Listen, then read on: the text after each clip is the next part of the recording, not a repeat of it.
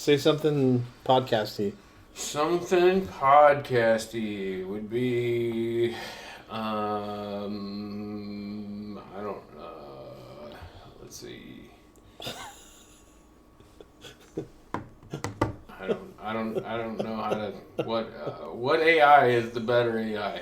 Oh, So you got Perplexity, you got ChatGPT, you yeah. got, what's the other ones? Copilot. Microsoft Copilot is Microsoft's AI. Copilot, Yeah. and then Google's got one. I don't know what they call theirs. Google is. Hey Google, what do you call your AI? I don't have a personal name. I'm a helpful AI assistant built by Google. And yet it says Ask Gemini. So Gemini, that's what it is. But you have to. He claims he doesn't have a name, but it is Gemini. I, for one, welcome our future AI overlords. So, welcome to another Unbroken Ground.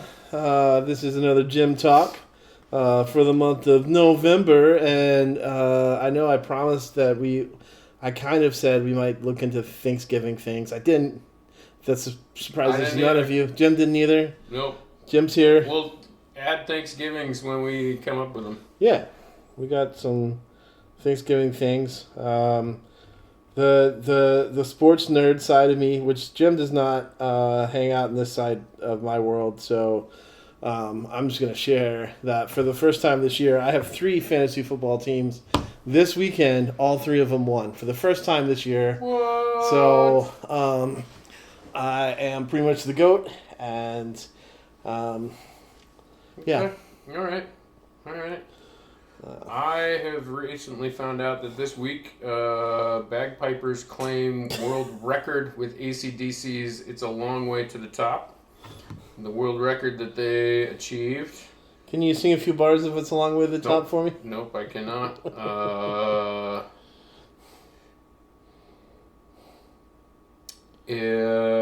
Hundreds of bagpipers in Australia gathered together, and they don't really tell me what the official world record would be. Like,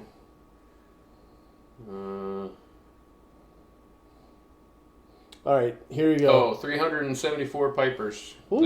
It's the largest group to play together. Here's a question I thought of on the way over here as I was driving over here. Okay. What's your favorite way that you've ever had turkey?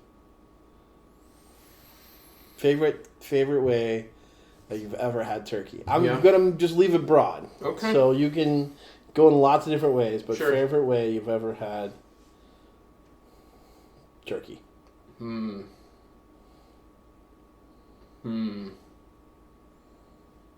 had 2 thoughts about at the same time. So, the smoked turkey from Fro Smokes is amazing. And I'm sure smoked turkey is smoked turkey, so I don't care where you get your smoked turkey. I disagree. I'm just gonna 100 as a Texas resident. I have to put my barbecue card down and say smoked turkey is not smoked turkey. Some places do it well, some don't. Oh, okay. So- Well, Lakin does it well. Fro Smokes does it really well. It was so good. That was really good. I've only had that once. Okay. But the second thought that I had at the exact same time was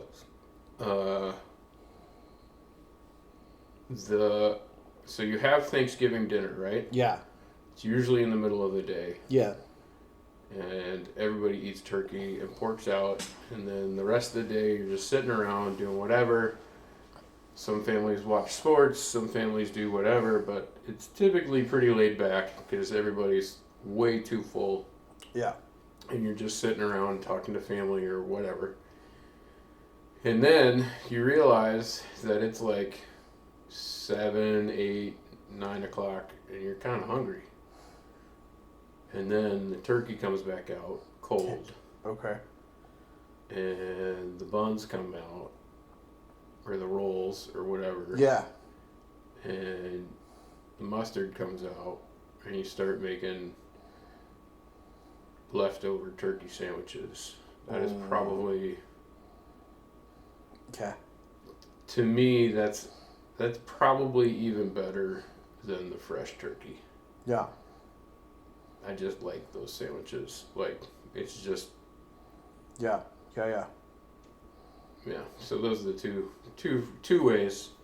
One is based on taste, and one is I have it every year because I look forward to leftover turkey sandwiches. Okay. Which I might not. Anyway. I was going to say, we're having Thanksgiving in our house this year, and so I don't know if we're going to. You will control where you get that going on. I know, but I don't think we're making a turkey. We're making a giant ham and a little bit of turkey. So I don't think we're making a turkey. I think we're making like a turkey breast. So Yeah. Okay. Because our ham is huge. So, the best turkey I've ever had is also a barbecue place. Mission Barbecue in Peoria has really good smoked turkey. And so what I have found over the years of trying smoked turkey at different places is that turkey can get kind of a weird taste to it if you smoke it.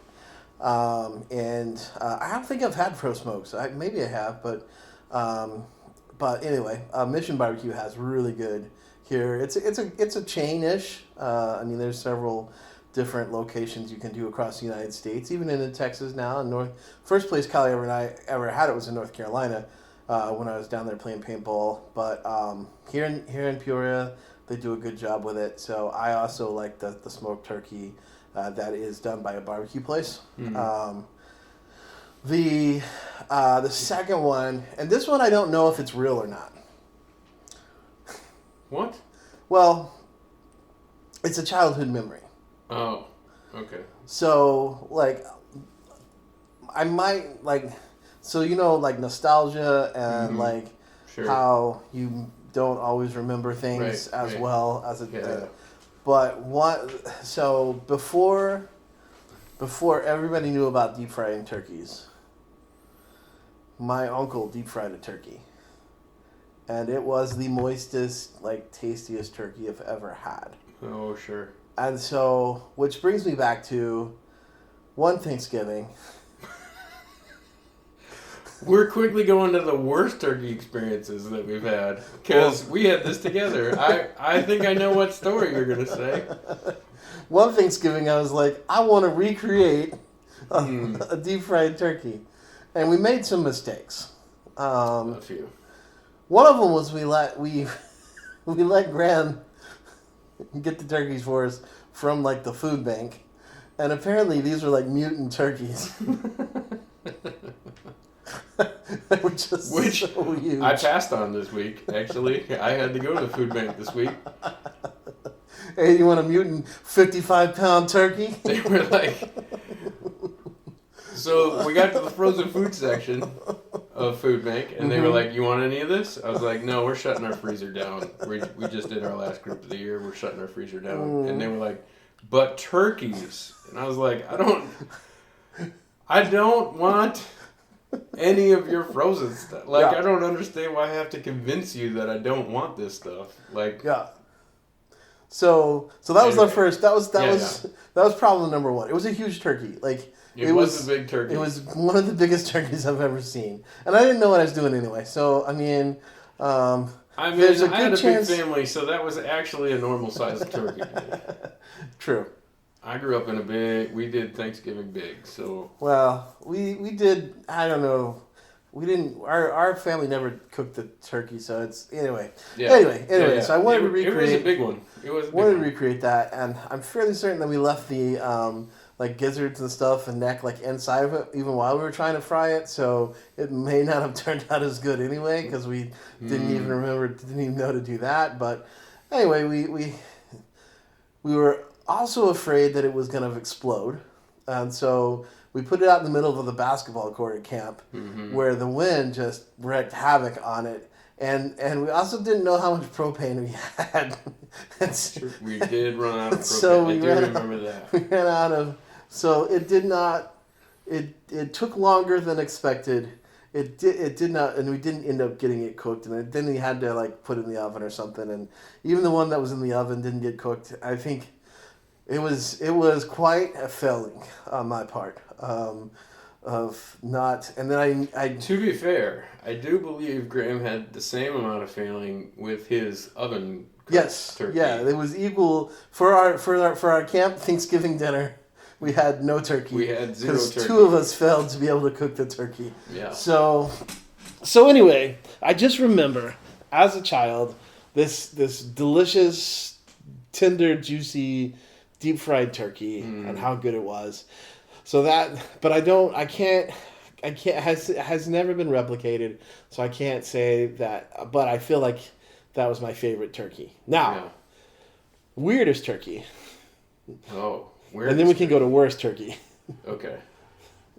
I think I talked about this when I came. Maybe not. Callie and I went to vacation in Pennsylvania this year, and on the way home, we went to a kind of small safari, open air zoo kind of thing, Okay. and then we were driving back through the town it was near, and it was like, come get Williams, world famous Williams fries, and I was like, well, I've never had any kind of world famous Williams fries. I probably should try it because I'm never gonna come back. Who knows if I'll ever be back That's in true. Pennsylvania? You gotta have the world famous. So we stopped at this diner. It reminded me a lot of like where we go get breakfast at Gebby's. Very like just old school diner kind of thing. Pretty low key. Yeah. Their menu was huge. It may have had like back-to-back 5 pages of stuff. Oh wow. And one of the things it had was a turkey and waffles. Okay. And it was a Belgian waffle, and it was like hot turkey, like pulled turkey, and you could get a side of stuffing, or dressing, as good Southerners like to call it, and that's what I got. And also some of the world famous Williams fries because you got 2 sides. So okay. this was a bit of a carb overload, but I did have and gravy on top of the turkey. So gravy on top of the turkey, on top of the Belgian waffle, Sure. stuffing on the side, Sure. and And some fries. Some world famous fries. Were they good fries? They were really good fries. They were famously some fries that they took to the football games or something, and so everybody around the town knew them. But they were like beef tallow, cooked in beef tallow, so they had and like fresh cut beef tallow. So they were good fries. Okay. So they lived up to it. Thin, thick. More thick breaded? than thin, not breaded. Not breaded. Thicker than pitas. Pitas Okay. are a little bit They're thinner. a little bit on the thin side. Yeah. So closer to maybe a Burger King. Yeah. Because Burger King I think they're a little thicker. Yeah. So very delicious. They were very delicious. Okay. Okay. And so turkey on a waffle, on a sweet Belgian waffle. Okay. Because it wasn't any different. Like they didn't change their waffle batter up. Like Right. they didn't Right. have like a It wasn't like a pumpkin spice or something. they didn't have like a. Oh, you want to get the turkey? Yeah, we're gonna make a sage waffle, so it's kind of got a savory like component to it. It's just like no, it's just a Belgian waffle, but we put pulled turkey on top of There's it. pulled turkey on there. So that was probably the strangest way I've ever eaten it. It was good. I don't think I would order it again, but it's also Sure. like, I'm here, I gotta try it. Yeah. So, there's a lot of things in Pennsylvania, lots of foods that I was like, I don't know about that. Oh, okay. Crackers? What? There was this. All right. So there was this restaurant, and one of the it's an Amish restaurant, and one of the meals was just like crackers, and it was like, and you're like, what, and what, and so it was like a kind of just a base of a savory base, and you just crumbled up and it was like, I think it was called like boiled crackers or something like that. Boiled crackers, and it was just crackers boiled in like a cream of chicken or something, and that was like on the menu. What? Yeah. What? Yeah. So That sounds. it was apparently it's an Amish, like, because we were in Amish country, and like that was an Amish restaurant. It was like something that they, like, just kind of Something they warmed do? up, just warmed up crackers with like. That sounds terrible. I mean, I guess that's what I do with just about all of my soups. Is I take crackers and I. Which is what I also. That's where I came to, but like the just the I think it was called boiled crackers. That's crazy. I honestly don't think I've been too adventurous with my turkey intake. I'm trying to figure out. I do believe my wife went through a phase of we had turkey tacos. So she used ground turkey instead of ground beef for tacos. And surprise, when you put taco spice on meat, you know what it tastes like? Tacos. Yeah. Like Oh yeah. I'm fairly certain that's why your low budget Mexican restaurants are probably using the dogs out back. Because it doesn't matter what meat you use, it's going to taste like tacos. All right. You can that's Jim Klingbeil. I'm just saying. You can find him. Not his views are not representative of the Unbroken Ground. Thank you. I'm not saying I've eaten there. I bet you couldn't even tell if you would. But Okay. Well, come back from that. I mean, Taco Bell. Amish stewed crackers. I was wrong. Not boiled. Stewed crackers. Oh, stewed crackers. But let me read you what Sure. AI says here. All right. Amish stewed crackers is a simple, inexpensive dish, sometimes known as a poor man's meal or hard times recipe. It's made primarily from crackers, milk, and butter. It is a comfort food, often served for breakfast or to someone feeling ill, and can thought of as being similar to an oatmeal or a cracker pudding. Wow. Okay. So there was a restaurant, Amish restaurant in. So it's just thick crackers with butter and milk. Yeah, it's like they're stewed in the liquid, so they're soft. Right. So it's just like chewy, gummy crackers, butter and milk. To be honest, I'd try it and I'd probably like it because I like salty, I like butter, I like milk, I like all those things. Okay. It'd be gross. It'd be like, why am I eating a bowl of snot? But then I'd eat it and I'd go, Yeah. I like it. It reminds me a little bit of the noodles that everybody goes crazy over here in like the Midwest. The noodles? Oh, like ramen? No, like just when Callie and I moved here, there was always somebody like if we're doing like a potluck or like some kind of thing, somebody was like, so and so's bringing their noodles, and they were kind of buttered, like they were just. They were just noodles? Just straight noodles. Yeah.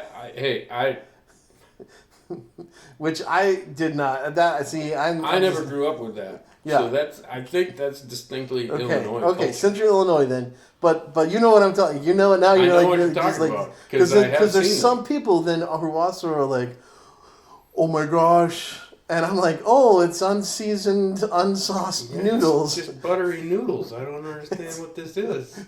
And they're like, it's so amazing, and I don't want to yuck their yum, but I mean, yeah, that's kind of what I think of when I think of stewed crackers. Okay. It's just like this. I'm on the same page. But you put some salt and pepper on, they're probably pretty okay. They are pretty good. I mean, just plain noodles, salt and pepper. Yeah. It's okay. It's not. Speaking of Mexican food restaurants, Callie and I last weekend we went and saw the Zion Caravan tour in Clarksville, Indiana. Okay. Not Clarksville, Tennessee. The more famous Clarksville. Clarksville, Indiana. Indiana. Which is a stone's throw from Louisville, Kentucky. Okay. Literally across the river. Oh, wow. So the band was like, band's like, we're doing a show in Louisville. And it's like, no, you're not. You're still in Indiana, Clarksville. And because they were actually going to be at the Southern Seminary, but they canceled on it. Like they had a conflict, so they couldn't do it there. So they moved. They found a church where they could do it at. Before we went to that, though, we were like, let's go do Mexican, and it can be good. It could be bad. Indiana, you never know with your Mexican food what it's going to be like. Okay. So we went, and it's called El Nopal. Something. Anyway, they put the salsa down, and they pointed at one, said that's mild, and they pointed at the other, said that's spicy. And I tried the mild, and I'm fairly certain it was just tomatoes, Okay. with some onions maybe. All right. All right. But it was also like tomatoes from a can. If All you've right. ever just blended Sure. up tomatoes from Sure. a can and then dipped a chip in it, Well, that would be mild to That some of is- my family. that is some of your family would be like, "Ooh, that's spicy. It's got some onion in Yeah. there." Ooh, there's What is some that? What is onion that? and Black pepper? Woo. Ha! You gotta watch out for that. Gotta hold off on that. But then the spicy was higher. So Callie has like a mild to medium. She can do the in between there on Okay. spice. All right. And so the spicy was it was on the high. So Oh. like she couldn't do the spicy side because it was too spicy. So they just fully embraced both ends of the spectrum. Yeah. Yeah. Oh, okay. Yeah. All right. So yeah. Turkey.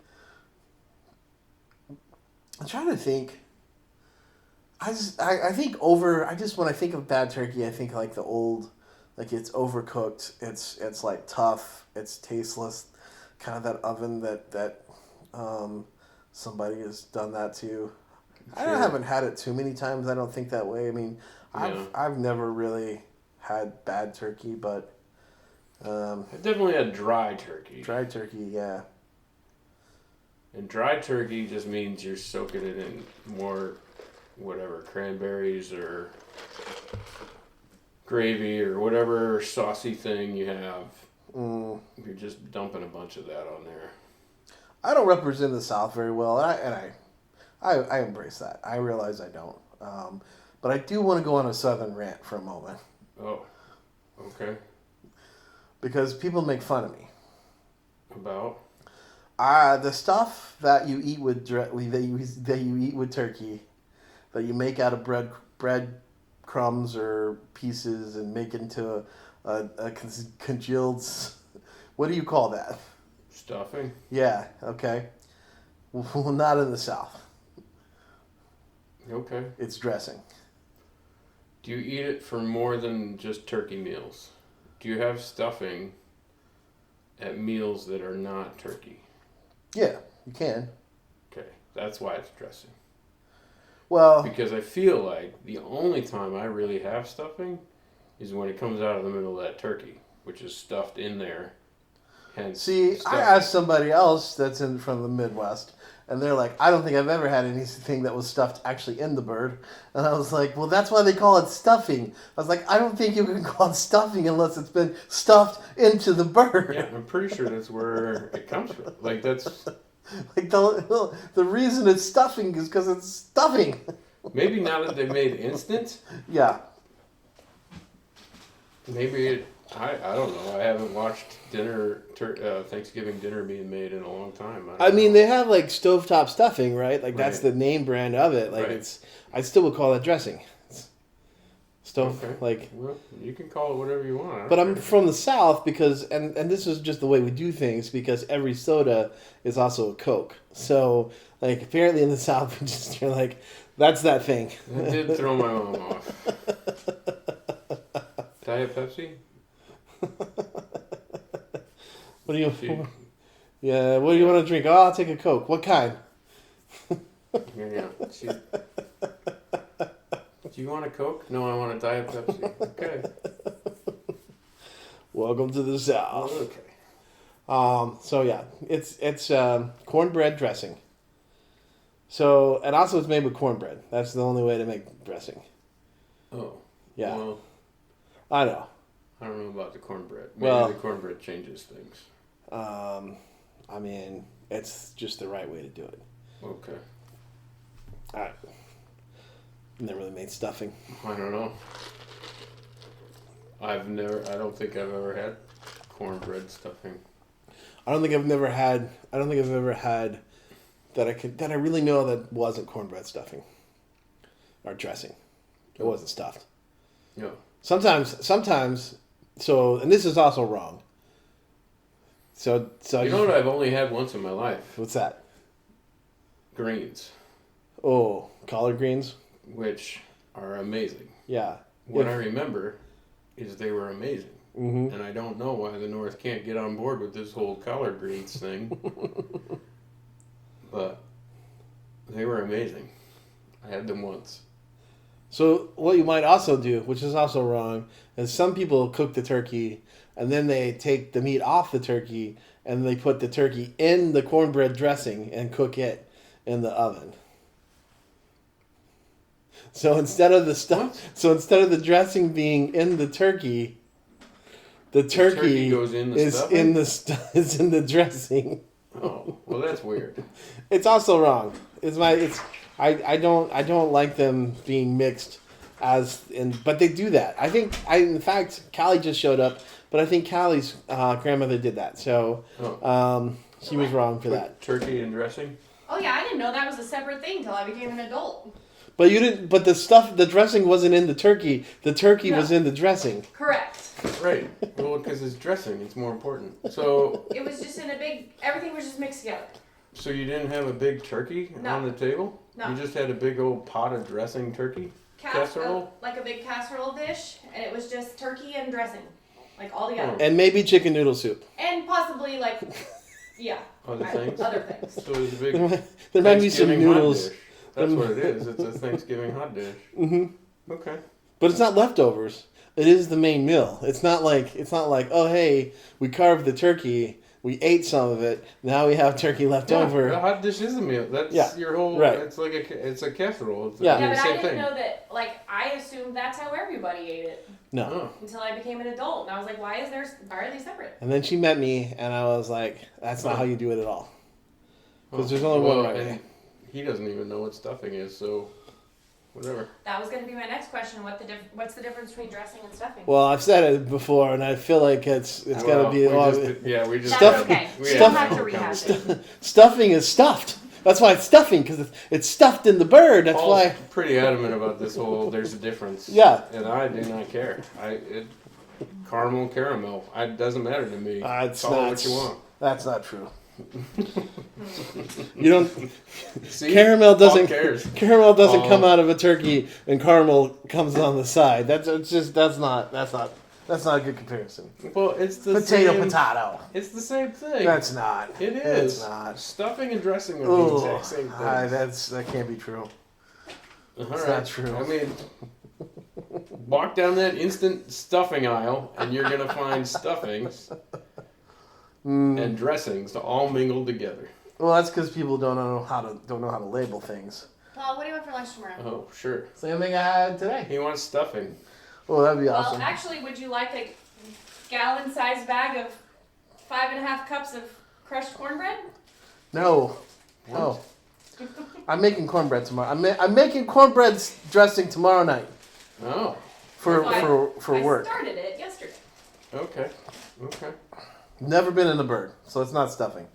That's true. But when I say I'm bringing dressing, people look at me like, "Oh, you're gonna bring the salad dressing to the salad?" That's true. And I go, "No, the cornbread dressing." And they're like, "There's dressing made out of cornbread?" And now their interests are really piqued because they're like, "What kind of salad dressing That's has true. a cornbread paste?" True. And then they're like, "No, it's the like the bread thing." Stuffing. Stuffing. Just say stuffing. I do but it's not. It's dressing. It's just what it is. I feel like It's I'm just what it arguing is. with one of my kids at school. Okay, enough. Just move along. Just move on. No, I'm ranting. This is my southern rant. I told Jem that You did preference. I don't represent the South well, but in this one way, I do. You're staking your claim. I stake my claim to the South that it is dressing, it is not stuffing, and I don't even I think when I lived in the South, stuffing inside of a turkey only existed in movies. In movies, yeah, I would agree with that. Oh, well, I always remember it. Well, as a kid, I remember it coming out of the bird. Recently, I think my mom makes more of it than what fits in the bird. Yeah. So she makes it different Well, now. yeah. But it's still stuffing. I mean, it's not. It is. It's not stuffed. It's not stuffing. No, because it's the exact same thing. You can't. It's the exact same thing. If we would have a different name for the exact same ingredients, that would be really confusing. It's not stuffing. It's siding. If it's not been stuffed, it's just siding. Siding. This is the stuffing. This is the siding. Okay. It's like white and dark meat. Do you want the stuff on the side? Oh my gosh. I mean, there could be some validity to that. There is a difference. I do know that there is. Does it taste? Does it kind of bring in like a taste from being cooked inside the turkey? Does Yeah, it actually? I think there's definitely a moisture difference. Okay. There's a flavor difference. Okay. I do think actually being stuffed in the turkey, you could. It'd be like it'd be very similar to like if you were a coffee drinker. Like you'd have to be drinking coffee to know the difference in the coffees that you drink. Yeah. You'd have to be a stuffing eater to know the difference between stuffing that came out of a turkey Right. and the posers. Okay. The siding The siding. between the stuffing and the siding. Stuffing and the siding. We always had two different types of mashed potatoes because we had regular mashed potatoes and then we had mashed potatoes with lumps. Because my cousin Jetson will only eat mashed potatoes with lumps. So we always had two different bowls of mashed potatoes, and Jetson got his own. Like there was two different kinds, but only Jetson could have this kind. Like nobody else could eat that. But she made two different kinds. But it was like you can't touch that. That's Jetson's. Oh. But it was still on the plate. It You was had a still on the family member table. that preferred the lumps. Yes. Huh. My cousin Jen. Yeah. Okay. I don't think I've ever cared that much. So the other day at work, this is a couple months ago, we were talking about baking, and I was like, well, we don't really bake at my house. We don't really bake. We don't have any of the tools to bake. Sure. So I was like, we don't have a hand mixer, and they're like, how do you make mashed potatoes? And I was like, how do you make mashed potatoes if you need a hand mixer? Like, I have you just mash them. Oh, you got a masher. We don't even have a masher. You just, I know, but if I was going to, I'd just mash them. But apparently, that you beat them with your beater. Oh. I think I've seen that. Yeah, I think I've seen my mom do that. To make them creamy. Yeah. To get them super thin, super creamy. No, when growing up, we had a potato masher Sure. that had like a big metal thing, and you mashed. That's how you made the mashed potatoes, Yeah, which probably created more lumps, which is probably like made them Well, less that's how creamy. you'd start. So I remember helping my mom, and we'd start by mashing those things with the masher. Mm-hmm. But then when you started adding the milk or cream or butter or whatever else you're adding, that's when the mixer would start coming in. Oh no, we just kept mashing. Because you'd get it smoother. No, we just kept mashing. Oh, well. I think maybe we were a lumpy family.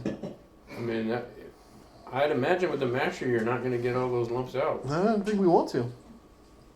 Those were tasty lumps. I mean, I never really understood like the need, like, because it's all just potatoes and butter. Right. Like, who cares? Right. It's gonna taste like potatoes and butter, whether you get a lump or not. Yeah. So. Cranberries? What's your thoughts on cranberries? Do you go after the cranberries? Do you let them pass? Do you put a little bit on your plate? Are we talking like sauce or just like cranberries? like that Jello mold thing. That like. That's totally different than what I was cranberry in a thinking can? of. Callie's, Oh, that's Callie's the face sauce. tells me Cranberry that she sauce. passes on that. Gross. She doesn't even. I don't think she's ever even tasted it. She's just No. the texture and the sight of it lets her know that it can't be good. No, that's what I'm talking about. The Yeah. cranberry No. goo. I got my pills. Good. Um, Good. Gamma pill? What did you just say? She got my I pills. got my Oh, pills. I got my pills. Yeah. I thought you called them gamma. Never mind. No, Don't I worry got my about it. pills. I don't care. Do you want to hear a new thing at school that makes me gag every time I step on it? Like I'm going to throw up. Like you what? That's Yep, I think we do. Okay, so I have a really bad problem with textures of certain things, like cranberries in a can. Bananas. Or bananas. Can't touch those either. So we have a new playground at school, and it has that. It has. Is it turf? Is it? No, it's like kind of the bouncy rubber Like a fake. track?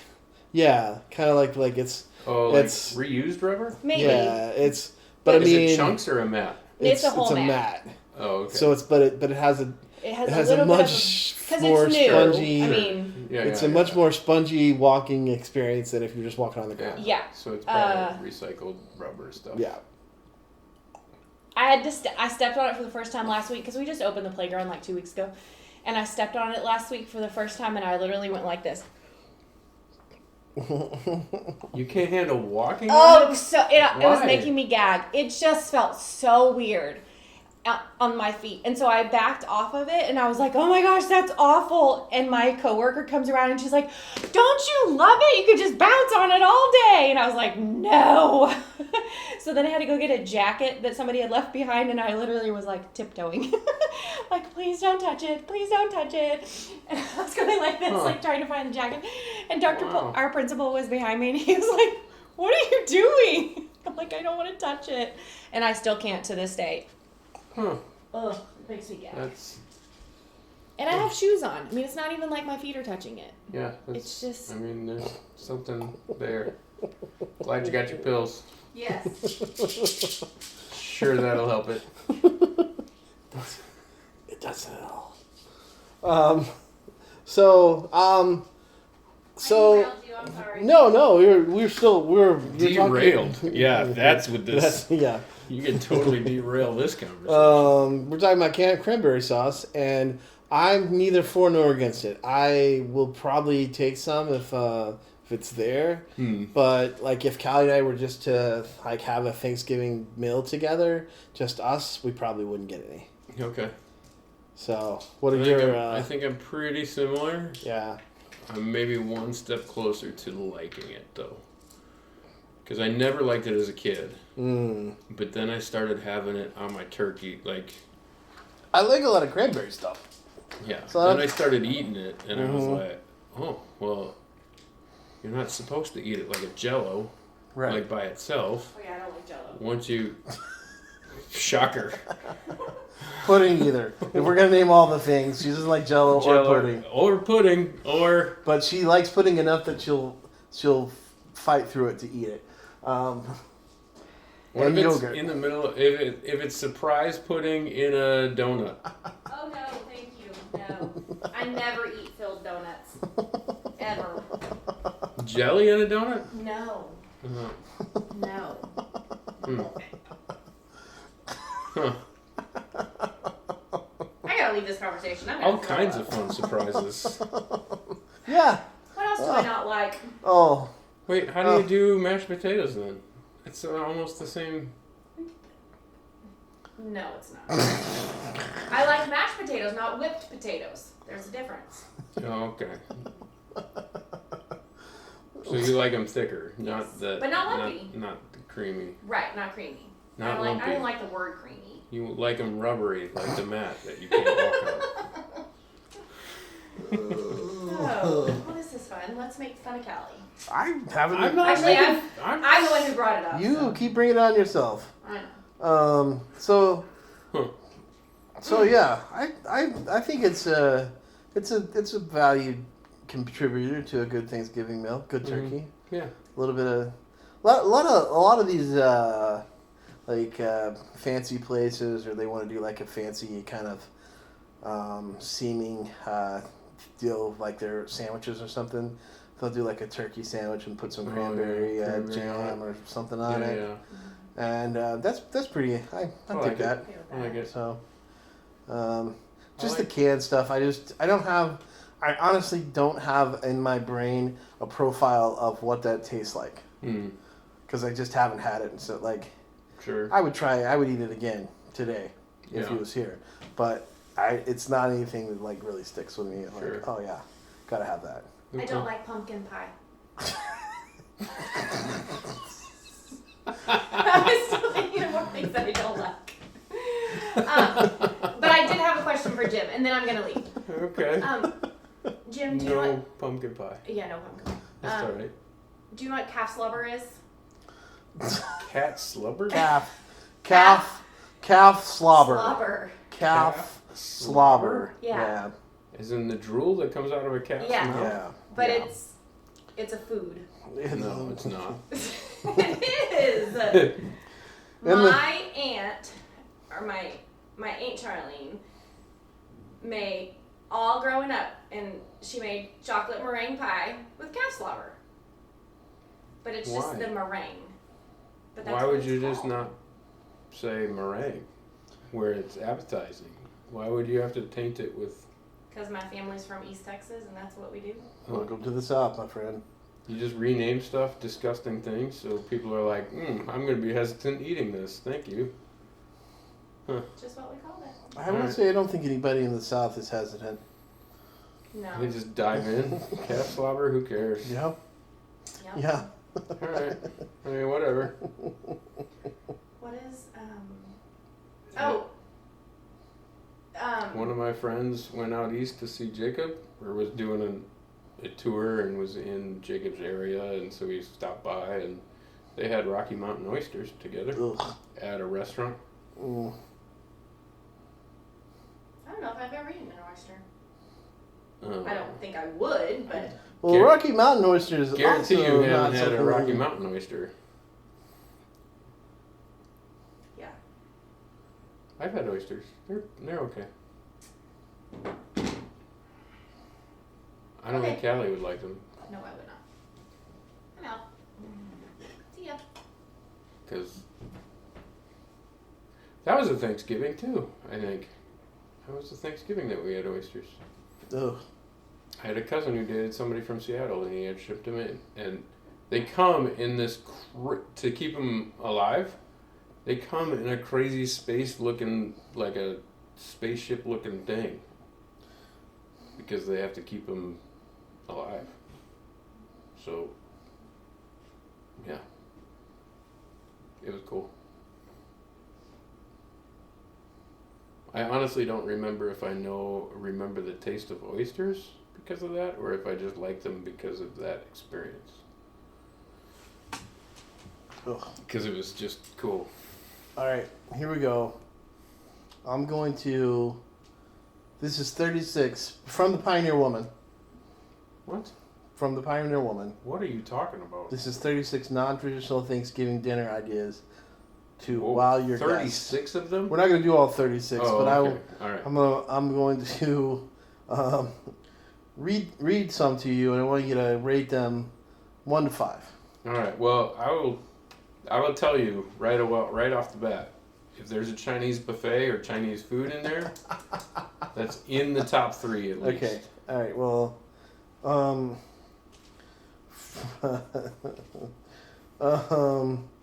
let's see. Turkey meatloaf. No. That's a No. 1. That's a 1. No. This That's a. is what it says. Hold on. What if I read the description? I mean, okay, so I'll caveat all of these. I will try all of these. I guarantee I will try all of these. Skip the big turkey this year and go with a loaf that's easy and flavorful. Okay. The glossy ketchup glaze. Oh man, I don't know. I mean, that's what's on the top of a. I know, but turkey We put and barbecue ketchup. sauce on ours, so Okay. whatever. Yeah.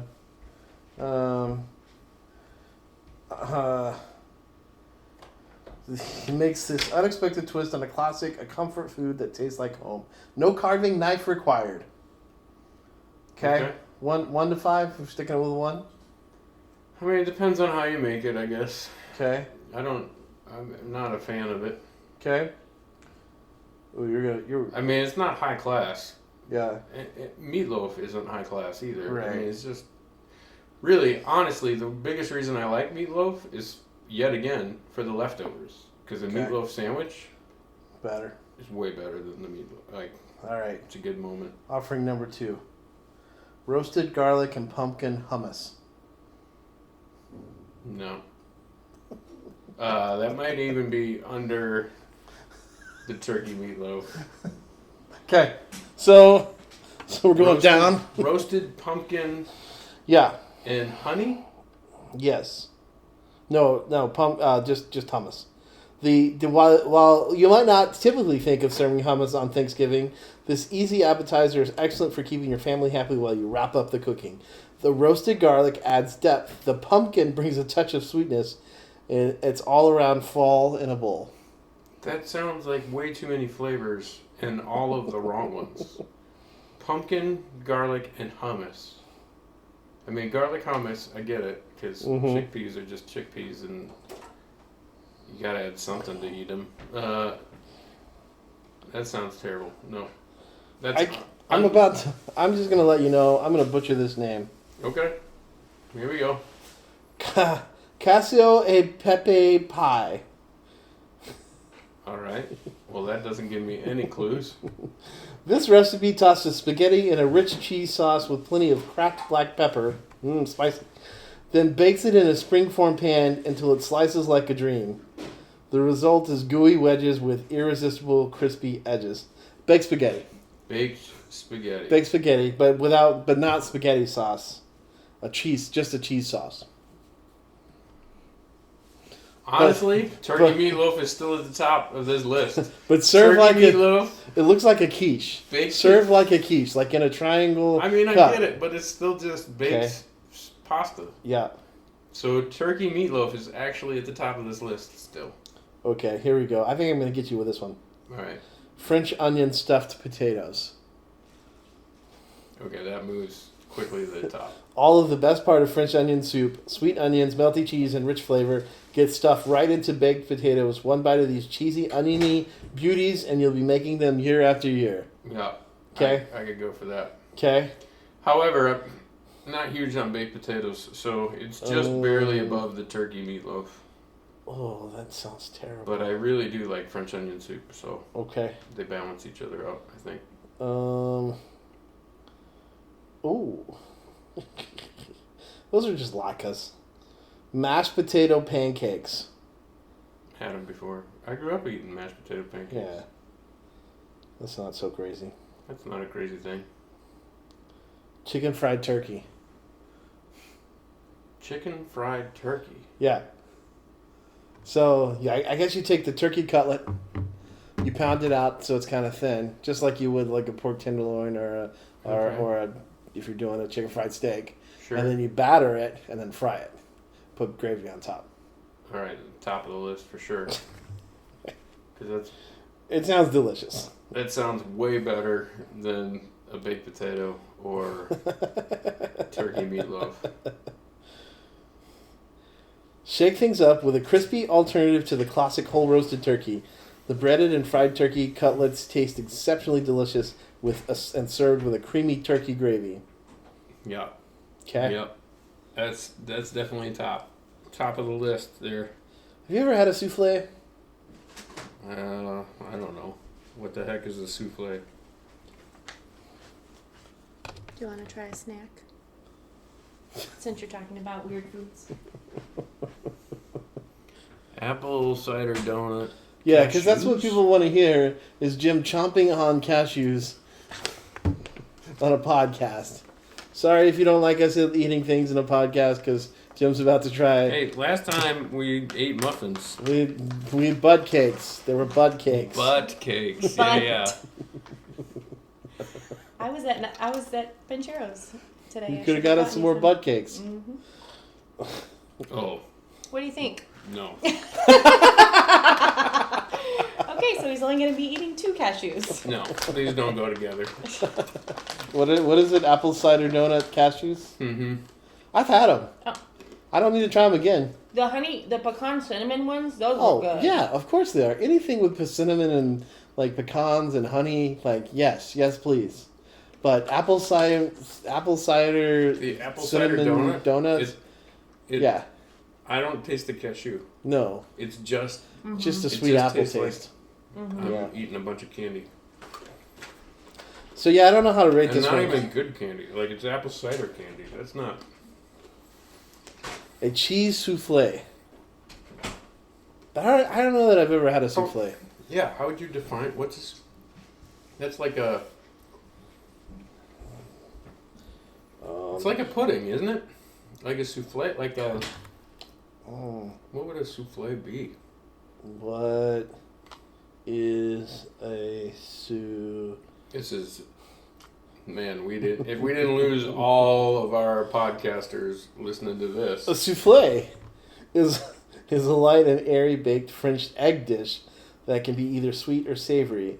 It is made by combining It's made by combining a flavored base, often a sauce or puree with egg yolks, with stiffly beaten egg whites, and then baking it until it puffs up and becomes fluffy. This dish is known for its delicate texture, but is also notoriously unstable and will begin to deflate shortly after coming out of the oven. You can watch this video to learn how to make a chocolate truffle. A souffle. I was like, why are we making a truffle? Come on, AI. And then I just realized that I just put truffle in there because my brain was like, hey, that's got an FL on the end. Must be a truffle. But it's actually a souffle. So Okay. there you go. A cheese. So, yeah, cheese souffle. Apparently. I don't know. It's got to go down towards the end because I don't know what it would taste like. Ugh. See, no. I just... What kind of souffle are we talking about? Cheese souffle. Cheese, just It's cheese. just eggs and cheese. It's Yeah. like an omelet. Yeah, I don't but think I'd souffle. mind. Yeah, lighter and airier. It'd Yeah. be like a... I don't know. I don't know if I'd... This one's for your wife. Okay. Cauliflower steak. It's not a thing. It's not a thing. These thick slabs of cauliflower are roasted to perfection. You can doctor them up with lemon pepper seasoning, barbecue rub. How big of a cauliflower do you need to get a cauliflower Well, it's steak? like it's the whole bud. It's the whole like cauliflower is often like breaking off into like little Right. florets. So you just take the whole thing and like chop a center section of it. Okay. It's the whole thing. Yeah, they just cook the whole thing as a steak. Oh. Yeah. Ooh. No, that's not a thing. Pumpkin mac and cheese. Ugh. No thanks. Ooh. No. Ranch potatoes. Come on. Who doesn't have ranch potatoes? Oh, honey chipotle glazed turkey. Okay. That might be at the top. Honey chipotle. I'd try that. The gravy is made from an adobo sauce. That definitely sounds like my... that definitely sounds closer to... we're saving that for the sandwiches. Yeah.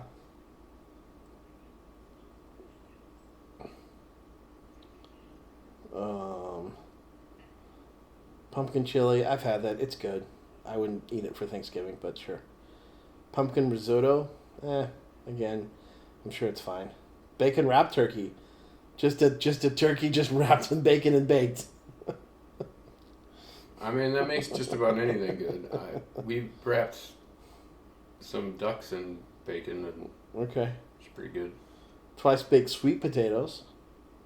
Are you a sweet potato person? Do you like? I do like sweet potatoes. Do you like baked sweet potatoes? Or you... No, just the mashed, and Okay. I don't. Some people love Candy putting yams. Yeah. The brown sugar and See, what's the difference between a yam and a sweet potato? Nothing. I don't think there's anything different. nothing. But they like to say candied yams, because then it's Yeah, like because they put the marshmallow thing Yeah, over, right. over the top yeah of yeah it. yeah sweet So- potato pie or sweet potato casserole. Nah, I'm out on. Oh, yeah? I don't. I've had sweet potato pie once, and it's tasted so close to a pumpkin pie that No, it just made me I'm want talking of pumpkin pie. I mean the casserole where it's like the sweet potatoes with the marshmallows on top.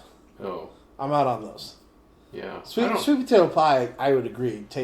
I don't mind that because I typically can wait till other people take all the marshmallows, Yeah. and then I mean, if I have some marshmallows, I don't mind, but like the whole covering them in marshmallow is not my favorite. I like them more salted, so and buttery. Ooh, chicken and stuffing casserole. That's a cornbread dressing with chicken in it. Yeah, I mean that's a meal. I remember Mom just serving that to us. Mm-hmm. All right. Pioneer Woman, you didn't really come up with anything too great. Yeah. So Oh, here you go. Are you a boomer? am I a boomer? Yeah. No. 8 Thanksgiving dishes that showed up on every boomer table. I mean, my parents are boomers, aren't they? Yeah. Let's see how many of these showed up on our tables.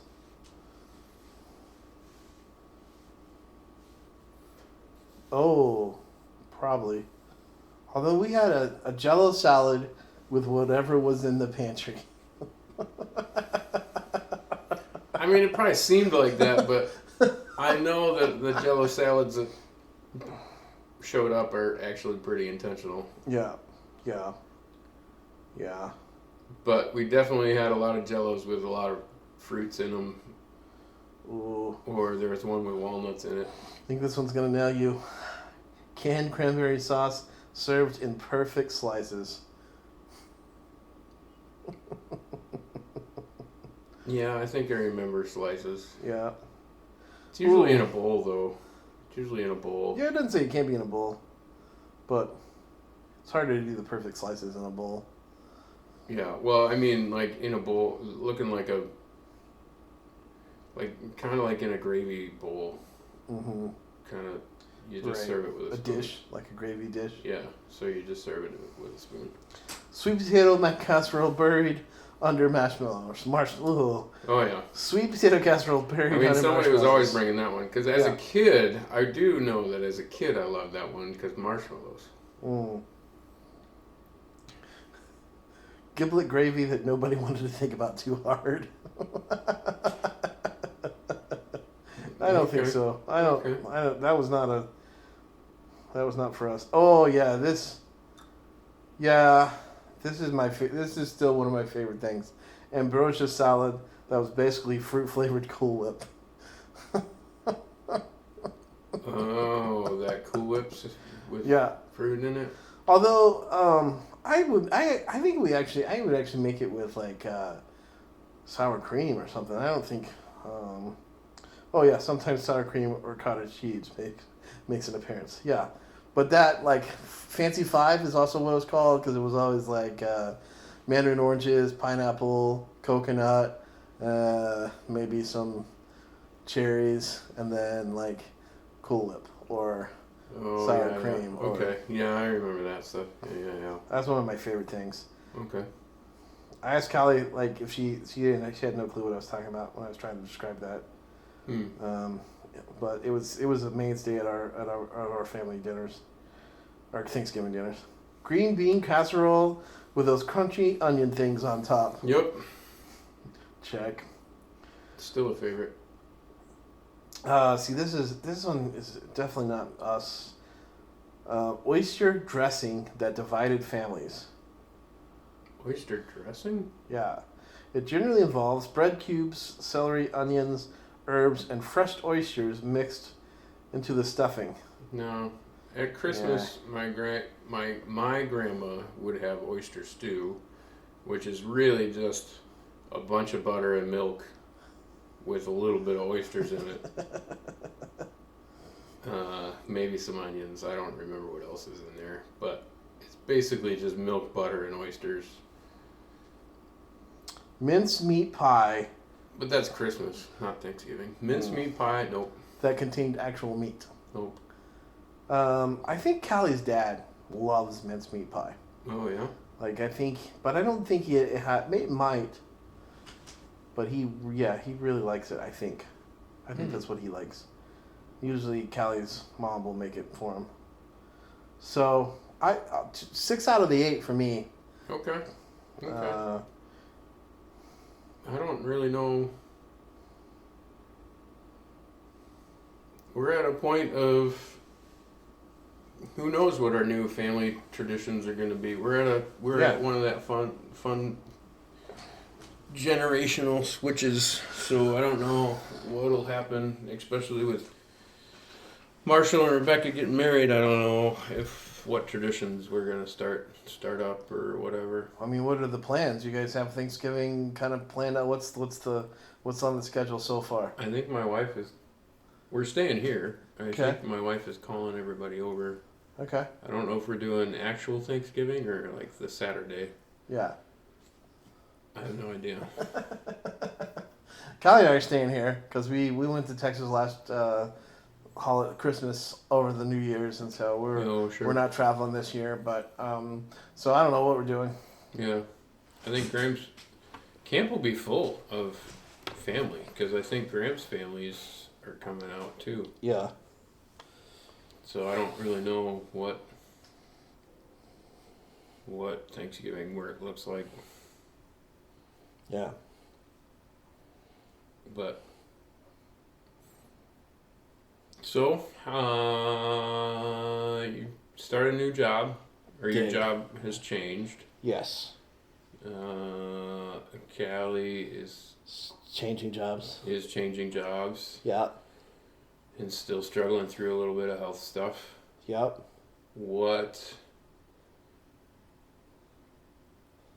How does that affect your Thanksgiving season?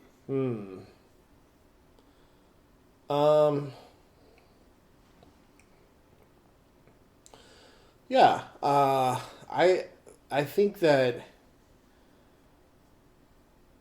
think for the first time ever that I can really remember, that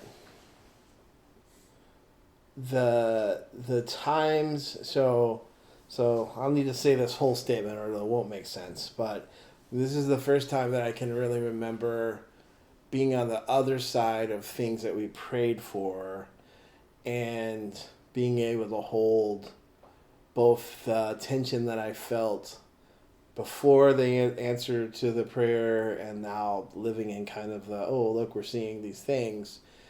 I think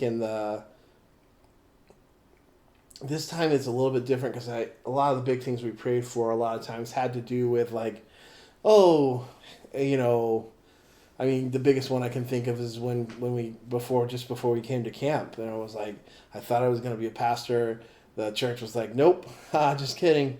And then, great, now we're just praying, God, what are we going to do? And then, find camp and get they offer the job, and you're just so excited that I don't think we held on to, like, it was so quick because, I mean, it felt like forever, like in the process. I remember it feel like forever because we found out like basically New Year's Eve that I wasn't going to get the job at the church.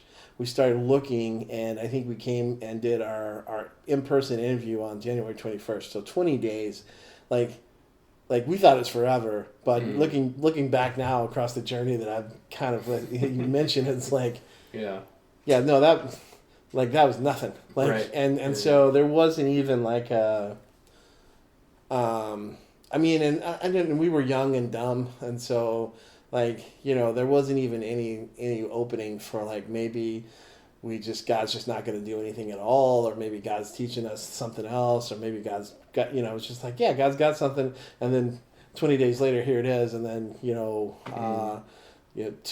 or 3 weeks after that, we're loading up our U-Haul and driving to camp.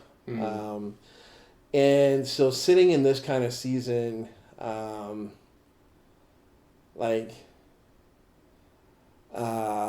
there's a lot more questions where it's like, how do you feel? And you just go, I don't know. I don't feel any pressure to kind of be like but you know, God's good. Like, I mean, like, there is. I was talking to. There was a guy. His wife was going in to test. Maybe she's gonna have possible diagnosis of cancer, and you know, I kind of heard him mention it to somebody else. They weren't really telling a lot of people, and I said, "Hey, you know, I'm in the club. You know, spouse has been diagnosed with cancer, and so and I don't want to like there's a whole lot of things that surround it. Like I'm not like so this is why God has done it, so I can talk to other people. But I definitely have a heart for that. I don't and not necessarily just because you know like oh look at all the things that ways that God brings that about. But it's just more of like I get it. Like, and even some of the things you don't want to talk about with anybody else, or want to share with anybody, or feel like you still feel the things, but you think it's unfair either to your spouse or to God or to yourself, or you know, but they're there, like being like, yeah, I get it, like, and then you read Psalms and you're like, hey, those are all those emotions that feels like we shouldn't say them out loud, but here they are in the Bible being said to God, and God's like, hey, you want to know how to talk to me? Here's some Psalms. Here's you know, and so all that. But we kind of we really don't do well in the modern church in a lot of ways to really embrace that. So all that to say, it's this very strange place of going. I'm so blessed. Like Callie and I are in a better place than we have been in a long time. And that's like financially and health wise and, you know, all of these things. And it's like, but I still remember the tension just 2 months ago of like, what is going on? Why did I do this? Why did I get this degree? Like, so I still, and even before that, I mean, you know, 2 years of why, you know, Callie has to continue to go through these health problems, and it's like one thing after another, and like we're just kind of quietly like going, hey, 2026, the year of no surgeries, yeah, let's do it, and Callie's like, yeah, so far nothing's planned, so which is better than every other year, the last 3 years that, so it's a weird place to be, where I'm still. Where I still remember and feel the winter, to still a Mark Buchanan kind of idea, like when things felt dead, in a lot of ways. Not that God wasn't moving, not that God was dead, but just this winter of like, yeah, things seem like there's stuff going on, but you don't really. It's hard to see. You don't really sense them. And to now kind of be maybe moving into a little bit of a spring where it's like new life and new growth and but also like it's weird because the winter and those hard times like also wear you out. Like I'm tired, but I'm seeing new things, and so I'm like excited, and so it's like finding ways to rebuild the energy and whatnot, spiritually and emotionally and physically, all of those things. So it is. I mean, it's a place. I think it's a deeper gratitude in some ways, but it's not the, hey, this new shiny thing, kind of excitement that we've had whenever we've been kind of big prayer moments. Like, you know, should we get married? Oh, we got married. Oh, this is a really shiny thing. Oh, we're moving to go do ministry here. Oh, we're doing ministry here. Oh, we're gonna go do ministry here. And so, we've kind of. I mean, it's been 5 years that I've been at Samaritan as of October, and that is other than camp, the longest place, the longest I've worked in one place, and so Callie and I even had discussions about like, what if God was calling us somewhere else, or what, before all these kind of things fell into place. So it's different. And I don't know that I've worked all the way through it yet. But it's still like Thanksgiving and gratitude, like there is, just a deeper level of like, it has worked out for us. and I also know, like, I guess I'm aware that there's other people that it doesn't work out as clean or as easy Mm-hmm. as it has for us. It could have gone a different way. Sure. Yeah. Um, Do you- and Do you think it's affecting how you communicate with people about what Jesus is doing in your life at all? yes, 100%. Like how? So I was telling, my friend Rashi sometimes listens to our podcast, so he may listen to this one. Hey, But if you made it this far, we rambled for a long time there at the beginning, I will say. Oh man, that might be racist. I don't want to say that. His family is Indian, and so or something, you know, and so I was like, he probably has some really cool dishes at Thanksgiving. I love Indian food. Yeah, I wonder he might have some things that we could. I took my daughter to the place, the new to us place next to Bradley. Yeah. They had goat, and Okay. one of my favorite dishes is vindaloo. Okay. And I mean, it's just Yeah. Indian food is all very similar. It's Yeah. chunked up goat and Sauce. sauces, and Yeah. the Yeah. different tastes are different Okay. names. And so vindaloo is one of those. It's a little bit on the spicy side, but it's good. Okay. So. Anyway, so, sorry. Food distracts us. That's wow, if you haven't. talk about. I mean, welcome to the rambling. That's the haven't rambling noticed, that we went. We started with food and we just kept going. All right, so. But so not my most recent podcast, but the one before that is called "Did You Really Mean It?" And there's kind of a. So I didn't really have a midlife crisis as far as like, oh, I'm halfway You're through not life. there. You're Well, not there yet. I'm 50? Isn't 50 the midlife crisis? I mean, 40. It's like 40 to 50, somewhere in there. Oh. Because I mean, Okay. I guess mine's coming up. I guess maybe I already had you mine. might be in it. Did I have mine already?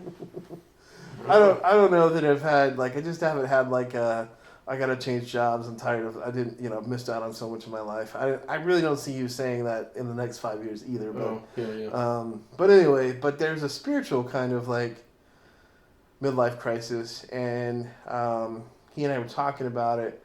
He's younger than I am. He's much younger. He's a young man. I'm an old guy, but like there's this question that's like I've been chasing after Jesus. So I accepted Christ when I was 8 years old, and so we'll call that a starting point. And I'm 45, almost 46 now. So you're much closer to 46 than I am, but Yeah. So much. so much closer. So much closer. 6 months. But there's this like I've been following. So 45. That's like 37 years, Mm-hmm. which sounds like forever, and there's for myself, and he was talking about this a little too. It's like there's this question of like, am I doing it right? And it's such a strange question because it's like young me, high school age me, was definitely like, I can't wait till I have this thing figured out, and I figured it would be a couple more years. I mean, I have a degree. Mm. I have 2 master's degree now. Yeah. One of them is in theology. Yeah. And at 45, I'm still going, am I doing this right? Like, like there still is a kind of an ache or a sense of like, did I miss? Well, we were talking about Church of Laodicea tonight at dinner, and like was I on fire, and now have I allowed myself to just kind of move over to being lukewarm? Sure. Like, am I comfortable, and so I just stay in that, or should I be doing more? Like, I mean, I'll just tell you, this is probably psychosis, and I'll just tell you that up front, but like, because I have a master's degree in theology, and because I know how to do a lot of ministry things, I often I try to be the best church the best church community person I can be. So I will, if like there's, like this past Sunday or Saturday we had our men's gathering, and I have not been there for a long time. I just Saturdays when I was going to school just got out of the habit, and they're like, hey, we need somebody to come help serve breakfast, and I was like, all right, I'll show up because you need me to do something. Yeah. And so I want to be, if people are saying Sure. we need help, then I try to do so. I'm on kids, youth, discipleship. I'm probably going to be on worship. So, so I'm on 4 teams at the Mhm. church. Sure. And there's still part of me that's like, but are you doing enough? Yeah. Like, and that's the psychosis of like, Right. yeah, but you have a degree, you have gifts and talents. Are you using your gifts and talents enough? Mm. And it's like, you're on 4 teams, my friend. like, Sure. and maybe that's not the right teams to be on. I'm not even like, and it's not a brag, but it's more of like, it's still, there's part of me, there's a uncomfortableness and a unsettled part that's like, should I be doing more? Maybe I should also be, running a food pantry out of my house. Like, Mhm. I'm not even trying to be facetious about that, but just like, Right. how am Right. how is my life impacting my community?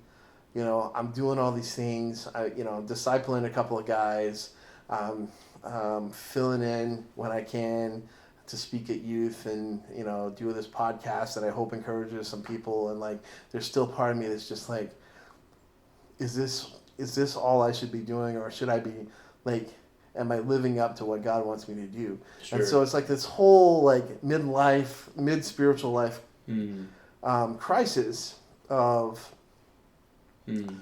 I think I know what it means to follow Jesus, but I also know there's a whole lot of stuff out there that I don't know, and don't follow him in the ways that a lot of other Christians do. And I'm not I don't necessarily need those things, but there is a question that just kind of hangs of like, have I been doing this right? And do I need to change, or is there some part of me that, I mean, there's always growth, so that's the whole other side of the thing. But like, there's this kind of like this midlife crisis of like, am I doing enough? Mm.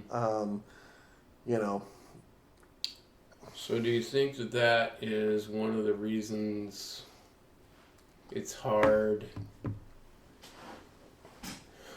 to live a life fully committed to Jesus because of those doubts that creep in, and then after a while you realize, look, if I just get rid of this Christian stuff, if I just try and live a good life and be a good person, mm-hmm. I can get rid of that whole guilt and that whole like being a part of an organization that is always shorthanded and always makes me feel like I'm not doing enough and always makes me feel like if I don't help, then nothing's going to get done. Is there, do you think, what is Jesus' answer to that? Do you think? Yeah. So, it's such an interesting question, because there's a comedian, I think you know him too, and I could be wrong though, but he's a British guy. His name is James Acaster. He's really funny. I can't say that he's clean, so I won't say go listen to his stuff. But he was on the Taskmaster one season. Okay. He never said. Alex would always say hi to him, and he would never say hi back. Like, he would just ignore him. But he's just a chaos bomb, and like he tells his story through talking about musical albums. So he's got this whole autobiography where he talks about it.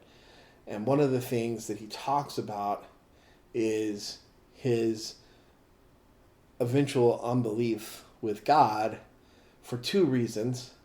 One of them was that this makes me mad because he seems like a cool dude, it makes me mad. But he decided he was going to be a missionary. He was going to go to Africa, and he went and talked to an Anglican priest, and the Anglican priest was like, "Don't do that. You have nothing for them." He's like, "Don't go on missions." And so that was James is like, "Oh, I guess I'm not and then the priest was like, "I don't even believe in God." And so Okay, that's so and so James kind of was like, "I guess I don't either." It just makes me so mad because it's like, don't be a priest then. Don't do that. Yeah, what are oh you my doing? gosh.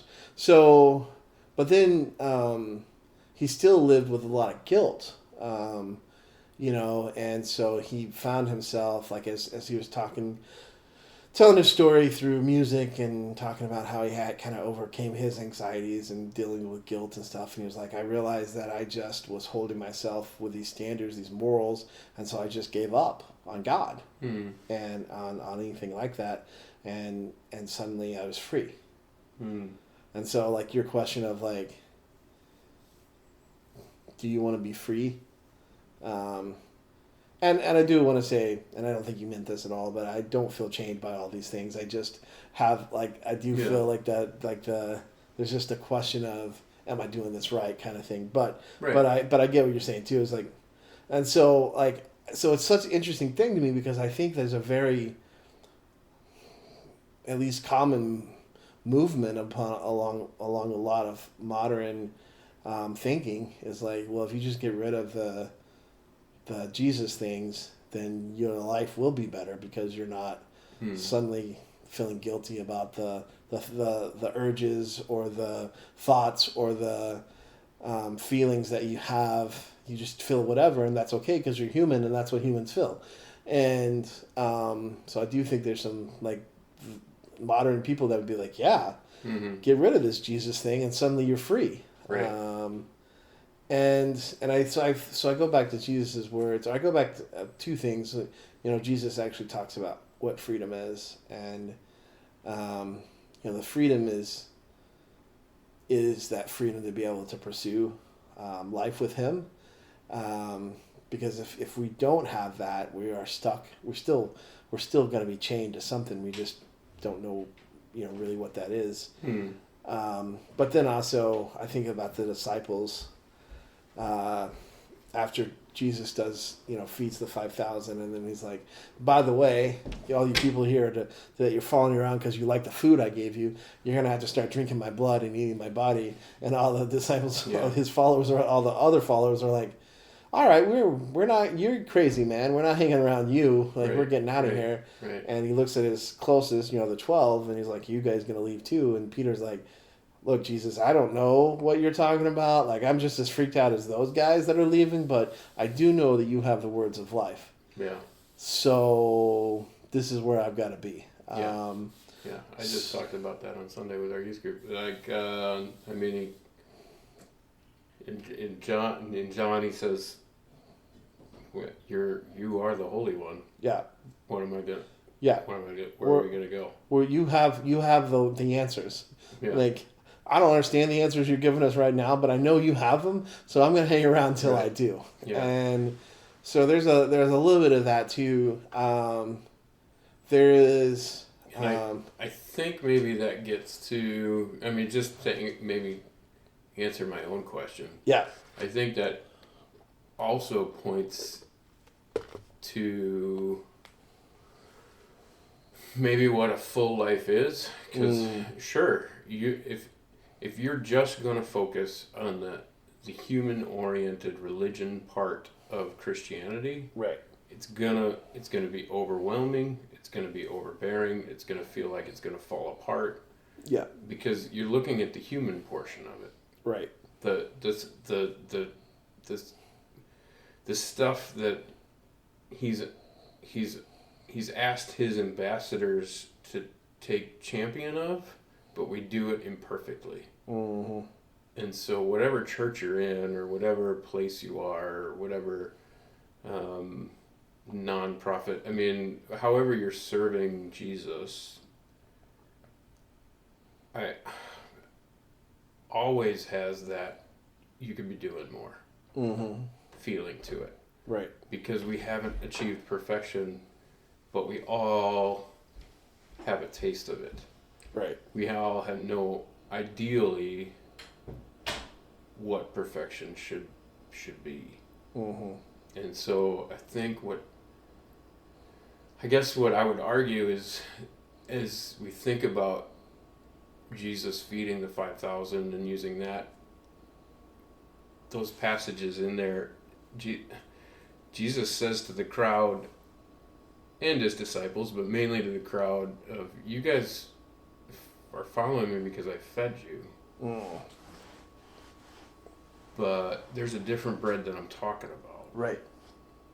And so I think it's very similar to how sometimes we view even the ministries that we think are fulfilling us. If we put too much of our fulfillment in those ministries, Right. that's when that starts happening. That whole like, am I doing enough? Am I doing enough? Am I doing enough? Yeah. When really Jesus wants to step in, and you look at what Jesus did over the 3 years of his ministry, Right. and he had 12 guys, 12 guys, 3 years. Yep. He had 3 guys real close. Right. That's it. That's all he did. 3 years, 12 guys. Everything else took care of itself. I mean, everything else was kind of out of his control, and he just kind of did. I mean, like, that was the plan. That was what God had for him, the cross and Right. the Right. miracles and all of that. And so, I don't know. It's just interesting to think about. And yesterday I said a final goodbye. I mean, I had a friend who died, and so yesterday was his funeral, and so and he was a local guy, and he was loved by. I mean, we had people parking all over that church.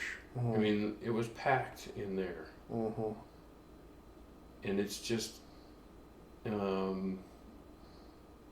people don't show up to a funeral because they feel obligated to, I don't think. Yeah. They show up to a funeral because that person meant something at a moment in their life.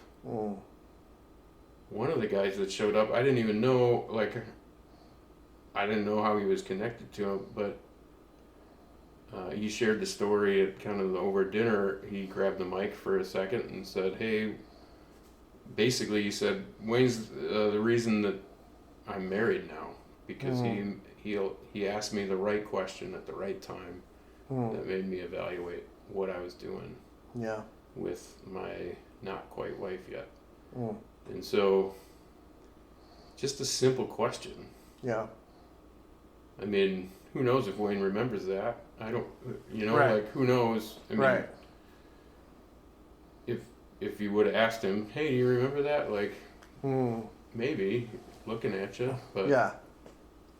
it's like all the million conversations that I've had, or all the million conversations you've had at church, or Right.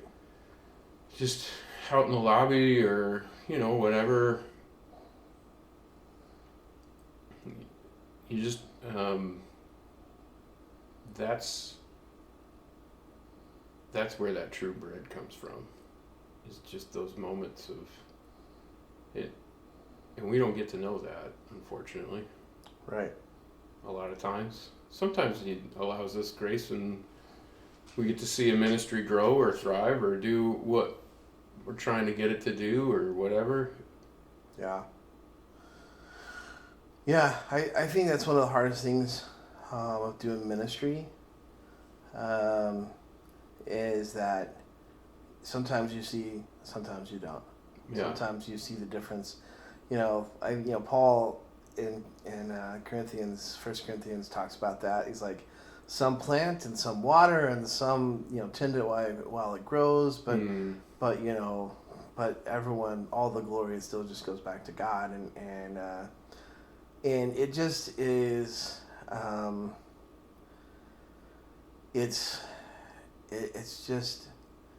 amazing when God lets you see some of those things.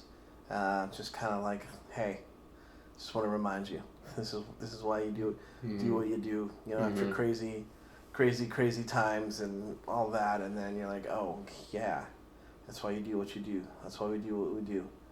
And I think that, like, for me,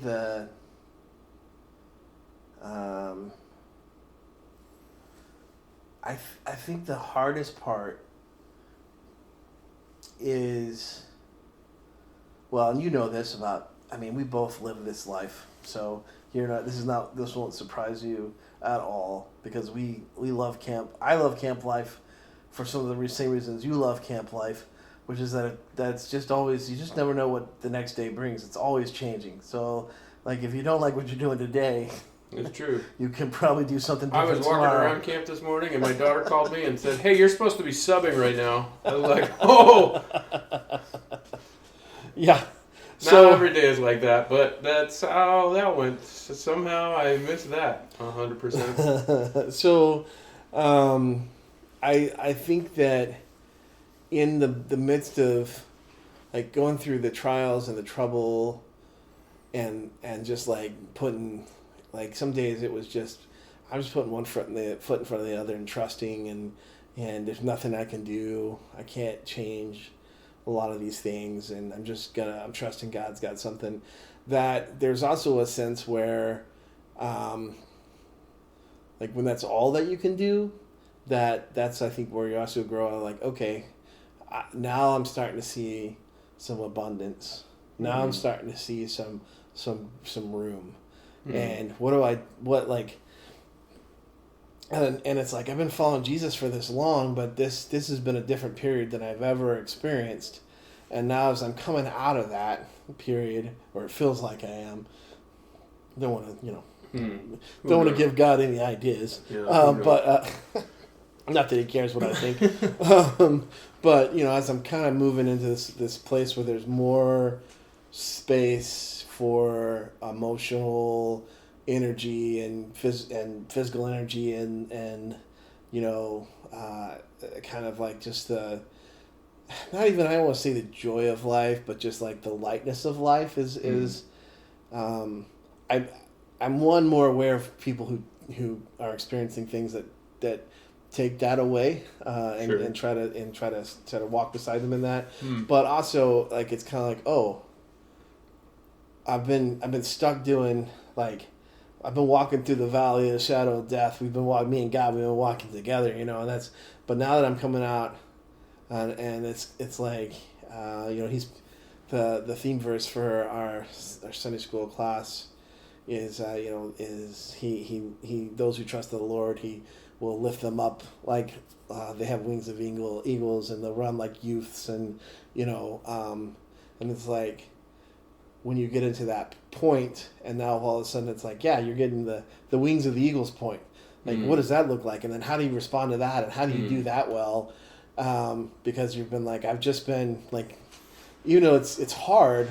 It's also easy because it's like, once, okay, yeah. I'm like, my biggest prayer for the past year has just been, God, teach me what it means to have enough for today, and not to dream about what the next big thing could be, or what God had down the road, but just like, give me the faith, the hope, the joy, the peace, the patience, the kindness for today.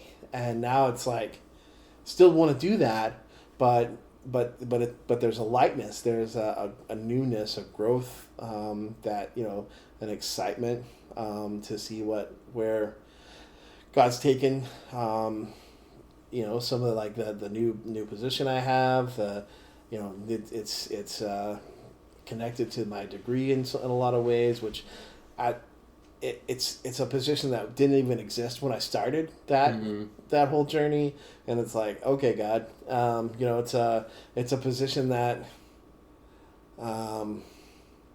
fits really well into who I am and my gifts, and it's like, I've been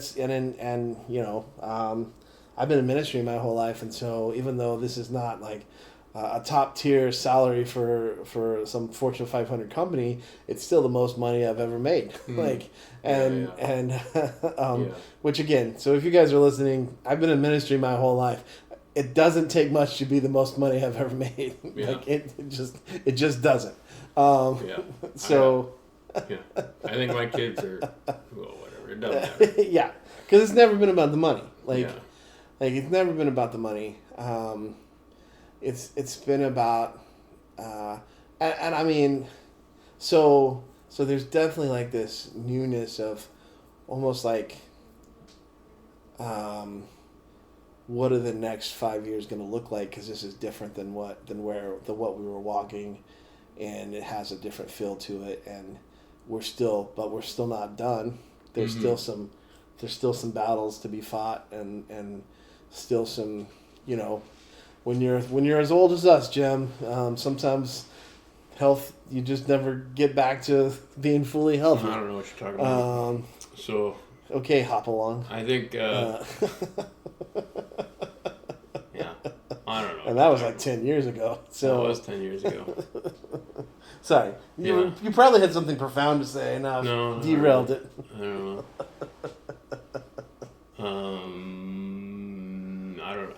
So I think that's another aspect of,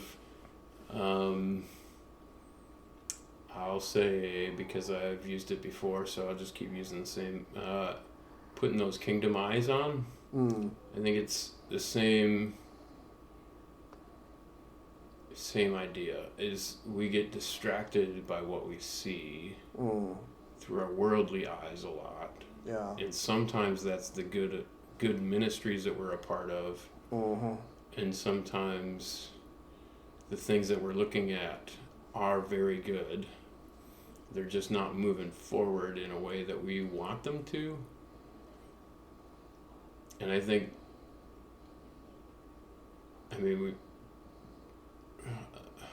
I think that's why I've made the decisions I've made, because I've been trying to keep kingdom eyes on and make decisions based on what he's talking to me about. Yeah. And not based on what I can actually see with my eyes, through my worldview eyes. I want my kingdom eyes on so that I can hear him, and because those are two very different things that are always in battle with it. And I think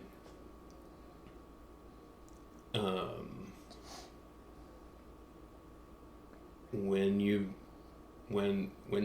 we've been, because we both have been pursuing Jesus about our whole lives, Yeah. right? So when you've been pursuing Jesus that long, I think it's a natural tendency to either say, when am I going to get there? Or, I think this is the pace I like, so I'm going to stay at this pace. Yeah. Or, I don't. And I think both of those are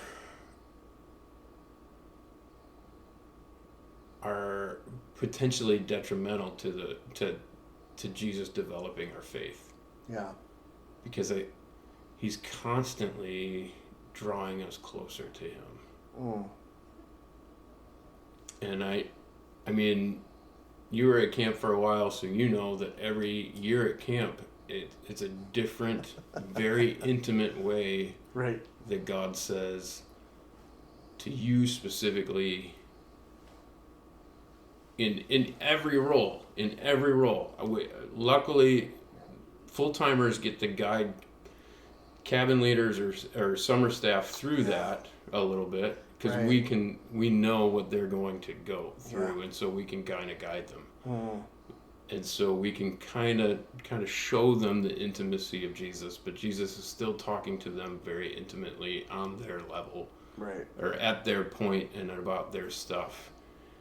At the same time, he's talking to our hearts in a different,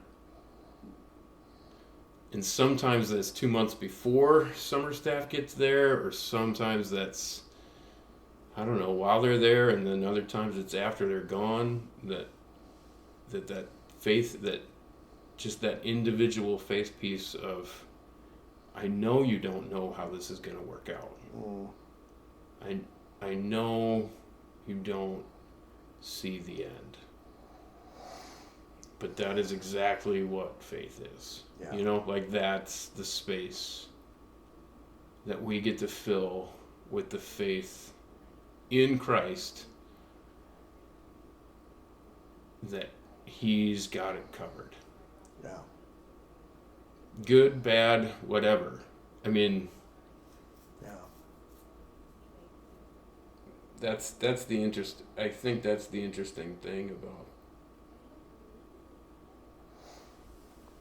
you dubbed it the spiritual midlife of The more, midlife crisis. yeah, like the more I mean, just the longer I follow Jesus, the more I'm like, it never changes. Yeah. And yet it changes all the time.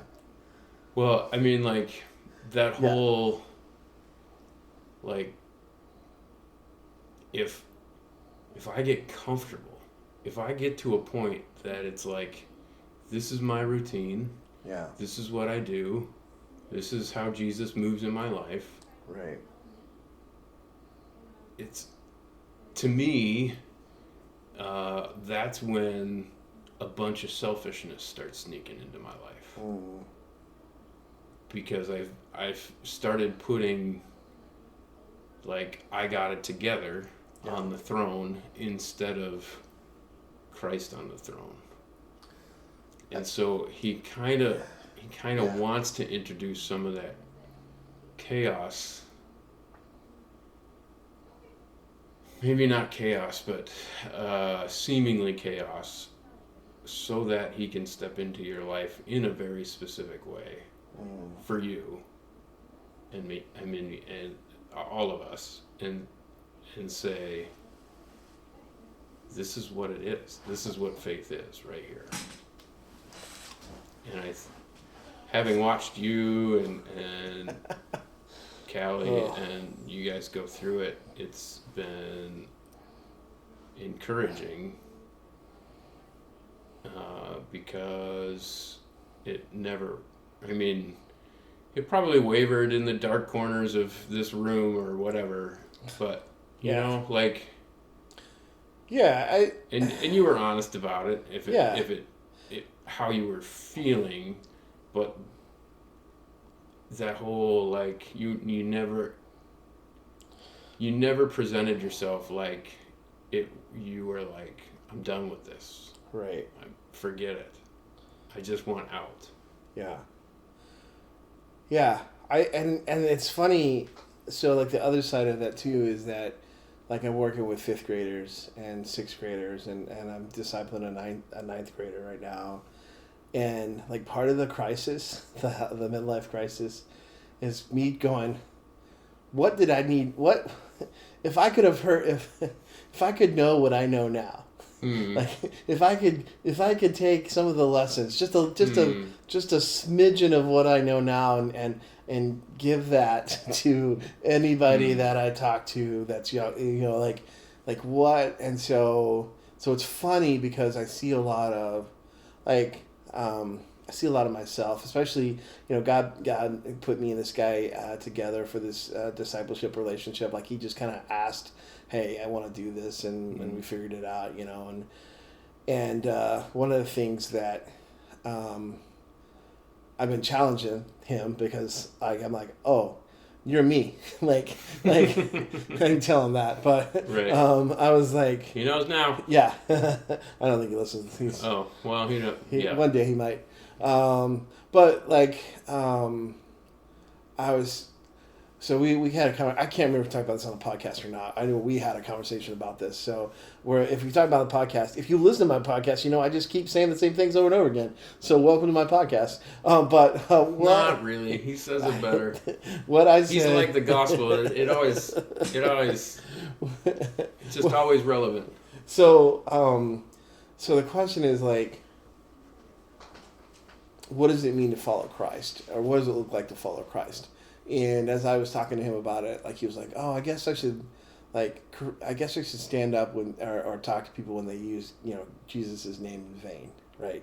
And that was like kind of like in him looking over his life and his interaction with people who don't follow Jesus, like he should be more bold to be like, "Hey, don't say Jesus' name in vain." And I was like, okay. And I get it because I was like, that's me. Like when I was like, I thought that I had all the right answers, and I'm not saying this kid does, but I mean, I get like the how dare they kind of attitude that I would have had, but now I'm like, okay, yeah, you could do that. I said, but what if you instead ask God to start to show more and more of the Holy Spirit, the fruit of the Spirit in your life every day? Like, to me, like now, like how does love and kindness and self-control and patience and peace and hope, how do those things come out of my life? Like, rather than me like just going up to somebody and being like, hey, you probably shouldn't say like Jesus' name like that, or sure. GD it, I don't want to say him because I don't want Jim to correct me. But he was. I would slap you in an instant. In an instant, slap you. Shut this thing down. Yeah. But to be less concerned about what that other person is saying, and it's not wrong. I'm not saying you shouldn't be like, if you have a conviction and you have a relationship with that person and you can talk about why you think that maybe they shouldn't do that, or talk about, like, it's not wrong to do that. I'm not saying it, but it's it feels like it comes from a very legalistic point of view of like, oh, that's behavior, I want to modify your behavior by telling you to stop it. Sure. When I think Jesus had a much different level of things where he was like, hey, I'm going to show you my behavior and you're going to want to be like me. Yeah. Like, and he didn't say that out loud. Like, but right. Like, the idea was like, if you spend time with me, so come follow me. If you spend time with me, you're going to want to be like me. And just like we were talking about earlier, like Peter's like, Jesus, I don't understand the words that you are using and the metaphors. I don't get it right now, but I know who I want to be like you. You have the words of life. Where else am I going to go? And so, like, what if instead of correcting people who maybe use language you don't like, what if you lived a life that was so full and abundant of the Holy Spirit, the fruit of the Spirit? What would that look like? Yeah. And because that was not how I was thinking when I was in and they'll find, and I think you find that there's a natural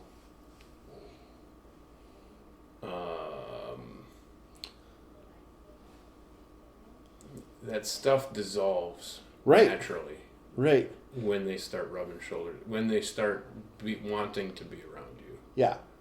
Yeah. They start catching themselves. And I think that's interesting because that connects to a conversation I had just recently. I was like, we were talking a little bit before we started this about that whole, like, we can't have that conversation at church. Right. Yeah. But that's the opposite end of the spectrum of the same idea that I can't tell that story. You can't tell that story. I can't tell that story at church because I'm in church and I'm in I'll church. Catch fire. That just isn't. It's just not a church story. Mm-hmm. And so, the true side of that, or why people feel that, is because I think there is. We all have that desire for the holy, right? Right. And so, those of us that are living that, we do feel that, like, I mean, that's why we listen to testimonies. That's why those of us that are following Jesus are encouraged by some of those stories that we hear, because it rallies our hearts and it gets us to be like, yeah, that's the change I want. Right. But then, thank you. There is, but there's also, like, I think it's hard. I think it's hard because the, like, and I know, I'm not going after people that are like, I don't want to tell that story, because there's probably are some stories that you probably shouldn't tell in church. Like, I'm Well, not, you do have to clean them up. Yeah. I mean, I'm not Yeah. saying drop the Yeah. F-bomb and... right. Uh, But to be able to, so the both encouraging and discouraging part of this is, I think it's both sides too. But the encouraging part is like, they know, it's like, oh, I noticed that there is some barrier or distance or difference about this, whatever this is, holy, righteous, whatever. Yeah.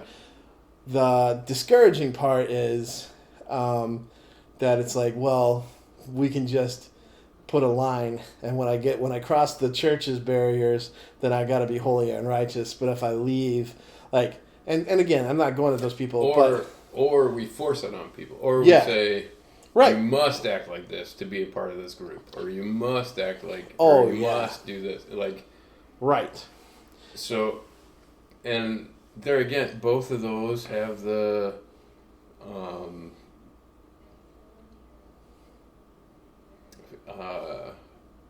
I don't know. It's just one of those things that's, if you dissolve it down to just that, then that's obviously wrong. yeah, However, humanity and communities and people are not that distilled. yeah, And so there is a place for, I do believe that there are places that it's appropriate to look somebody in the eye and say, we're not doing that behavior right here. right, That's just not what we're doing. yeah. Do you, oh man, this is, welcome to my world, and Jim's world. He knows how I just had this thought. I just had this crazy thought of, like, something we don't really talk about. Like, so Peter, like, how rough of a dude was Peter? Like, because so we can be biblical, and we're not going to be able to dig any more than that, because it is just biblical, and that's all we know. But Okay. like, when Peter denies Jesus, at least the third time, I believe it's indicated that he actually cusses, right? Like, he actually swears. I mean, in in- some kind of cultural way, he does. Right, whatever that might be. Like, it's, Calls down curses yeah, or something. So he knows them. Like, he knows, like, like, he knows the right words. He's a fisherman. Like, he's a laborer. You know, how good of a Jew was he? You know, like, how, Sure.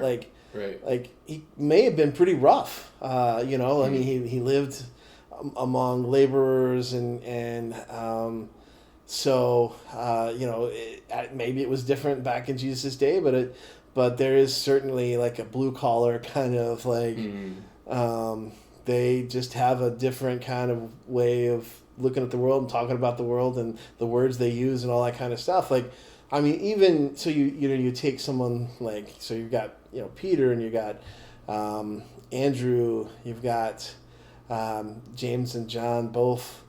They're all fishermen, right? They were all like hard laborers, probably pretty rough around the edges.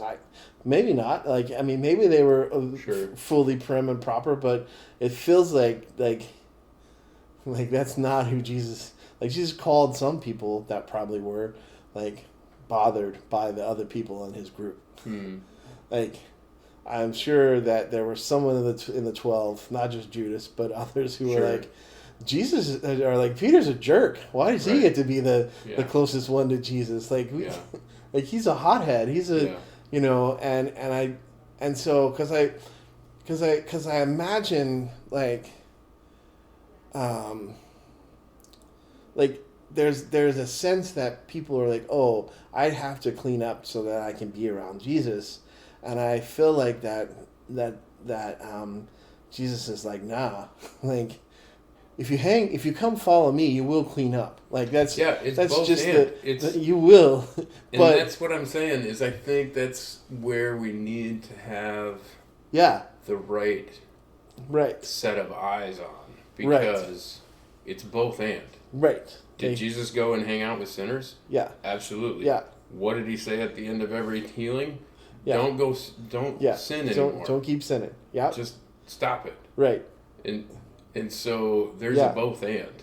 Yeah, And I do think that I mean, like it or not like it or have arguments about it, I don't care, whatever. The Chosen does a really good, I think, I'll have to watch it. one of those series does a, I don't remember which season it was, but Yeah. one of those seasons really does highlight the different, like the not getting along pretty well. Mm-hmm. It's probably the second season because that's when they were all kind of together. But one of those seasons, like, yeah, just Peter and Matthew are kind of the opposite ends of the spectrum, right? Because Matthew Yeah. is the tax collector Yeah. and Peter's almost a zealot, and you got the zealot over in Peter's ear, kind of like, Right. who is this guy?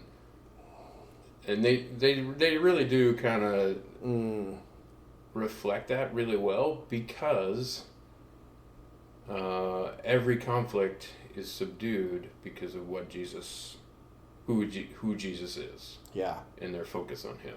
yeah, yeah. The conflict is only, and I do think The Chosen portrays that really well. Of that conflict only stirs from their unforgiving and selfishness. Yeah, And as soon as they start hanging around, like focusing on Jesus and what his message is and what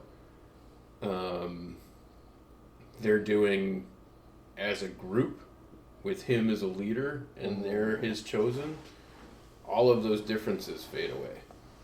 yeah, And I think The Chosen does, at least for a season, I think I remember a season kind of that was, it might not have been the focus of the whole season, but it was in the background at least enough that I was like, man, they're really portraying that really well. That whole idea. yeah. I've not If watched. we could only...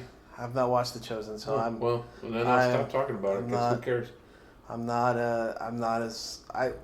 Well, this season we really haven't watched any TV whatsoever. So it's on my list of things I want to watch. So I do want to watch it. I need to watch it. I just haven't got around to it. You don't have to. Well, It doesn't matter. I mean, if we're gonna remain friends, obviously. It's I not have the to. Bible, man. Um, Like, I don't care. So I'm not hating on it. I'm not. I did. It's fun to. I mean, I just think it's fun to see how good TV can be. It's. I mean, you couple that with the scary side of that of people don't read anymore, so they're gonna think that that's the Bible. So that's a bummer. Yeah. But as long as you read your Bible, Right. I say enjoy The Chosen. Yeah. If you don't read the Bible, you got to start there. Right. I mean, if you want to watch The Chosen, great, but guess what? The majority of what you're watching is not in the Bible. First season, I think they really did pretty stick to one of the Gospels. I don't remember which one, but they stuck to Gospel stories. But the rest of the seasons, they start expanding it. So Right. anyway, Yeah. there's your chosen review. I don't care if you watch it or not. Doesn't matter to me. It's not the Bible. The Bible's more important. So, yeah. I'm going to tell a quick story, then I'm going to ask you a question. Speaking of, so we went to not last weekend, but the weekend before that, we went to watch, we were in Clarksville, Indiana, so spent the night there and had cable TV, which we yeah. don't have here. Yeah. So fancy. That's right. And it had, I think, I don't know, HBO or something. But anyway, the new Superman movie. Okay. James Gunn, I guess, directed it. I didn't I know there was. I knew there they was. still keep coming out with new Yeah. Superman movies. Yeah. It was when I first started watching it. I was like, "Wow, this is." I didn't think it was the newest one because it was very campy in a lot of ways. Like, Oh, okay. Sure. I was like, "What?" And I was like, "Oh no, this is the new one that just was in theaters, a couple of months ago or whatever." Oh, okay. It was. I started halfway through, so I have to start there. But it was I enjoyed its themes and but yeah, it was because James Gunn is the guy that did Guardians of the Galaxy. So, You mean the director? Yeah. Is that the director? Okay. So he kind of did almost a somewhat of I like gotcha. So there's humor in it embedded. yeah, And- but also just kind of like it wasn't like because you have like we have what we watched.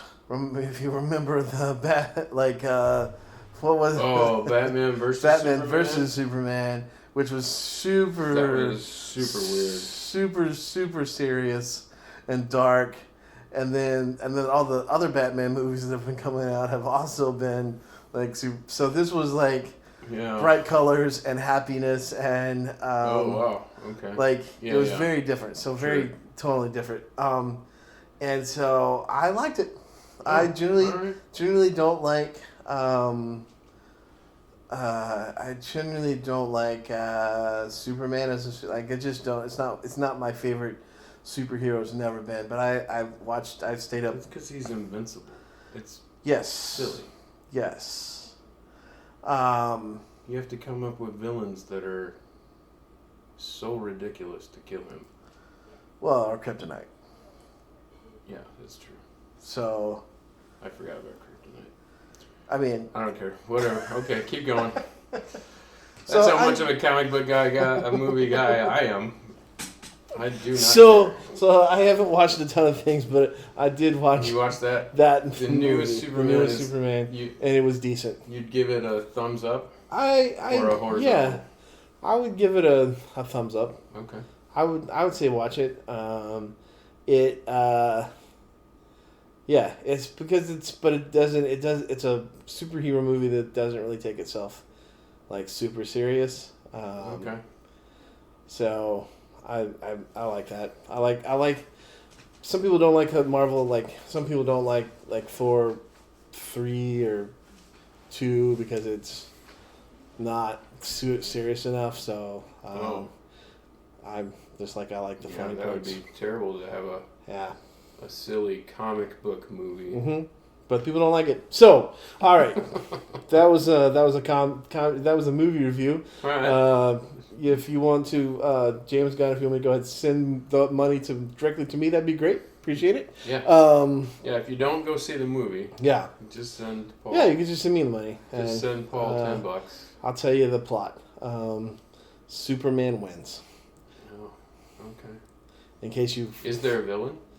I mean, is it that kind of classic superhero Lex movie? Luthor, Okay. bald Lex Luthor, closer to the Lex Luthor from Superman versus Batman. Oh. So, kind of a Huh. so he reminded me a whole lot of Jesse Eisenberg because that's who played Luther in that kind of younger, kind of grandiose, kind of like I'm smart, like super, but because you have kind of like that, but then you have like the Lex Luthor of like the old Superman, where Yeah. he was kind of like more of a older, He's just an older, goofy dude. grumpy guy. Yeah. So Which I loved. That Yeah. guy I loved. I don't remember that guy's actor's name, but yeah, he was good. Gene Hackman. Gene Hackman. yeah, yeah. So less him and more Jesse Eisenberg. Okay. Still bald, still thinks he's the smartest. Yeah. So it's some very So I found it entertaining enough to be like, I'm gonna stay up late to watch this, which I don't usually stay up late. So there because you I'm go. old these days. Well, But all right, my question for you. question. Here So now that we've had this brief interlude, all right. So we had a first one's married. How are you feeling now? You're about 3-4 weeks out. You've got that shift that has happened. Any like have you done any just kind of look back? Kind of any soul search, like how am I feeling about this, or reflection? That's the word I was looking for on having a daughter that's married now. yeah. Who listens to this podcast a lot, so welcome. You're welcome. Whatever. Let's see. So I think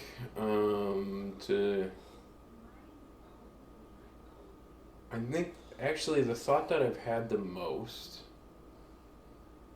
is I don't know if I'll ever call Marshall a son-in-law. I think he'll always be a son to me. Okay. Tell me more. I don't.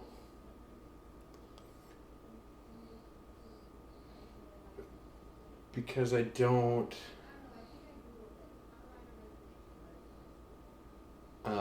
So having been married almost 25 years now, I understand why we dub them in-laws. Because a ceremony happens and I'm supposed to acquire the in-laws part of my family as my own. Right. And so that's hard. Especially when your families are very, very different. Like yes. And I don't think there's two families that aren't very, very different, but some are just closer and at least can agree about things. My in-laws go over to my parents and hang out. They're good friends. Yeah. And so that has really helped. It's really weird to me. But yeah, go ahead. Yeah. It's weird to a lot of people. I get it. But at the same time,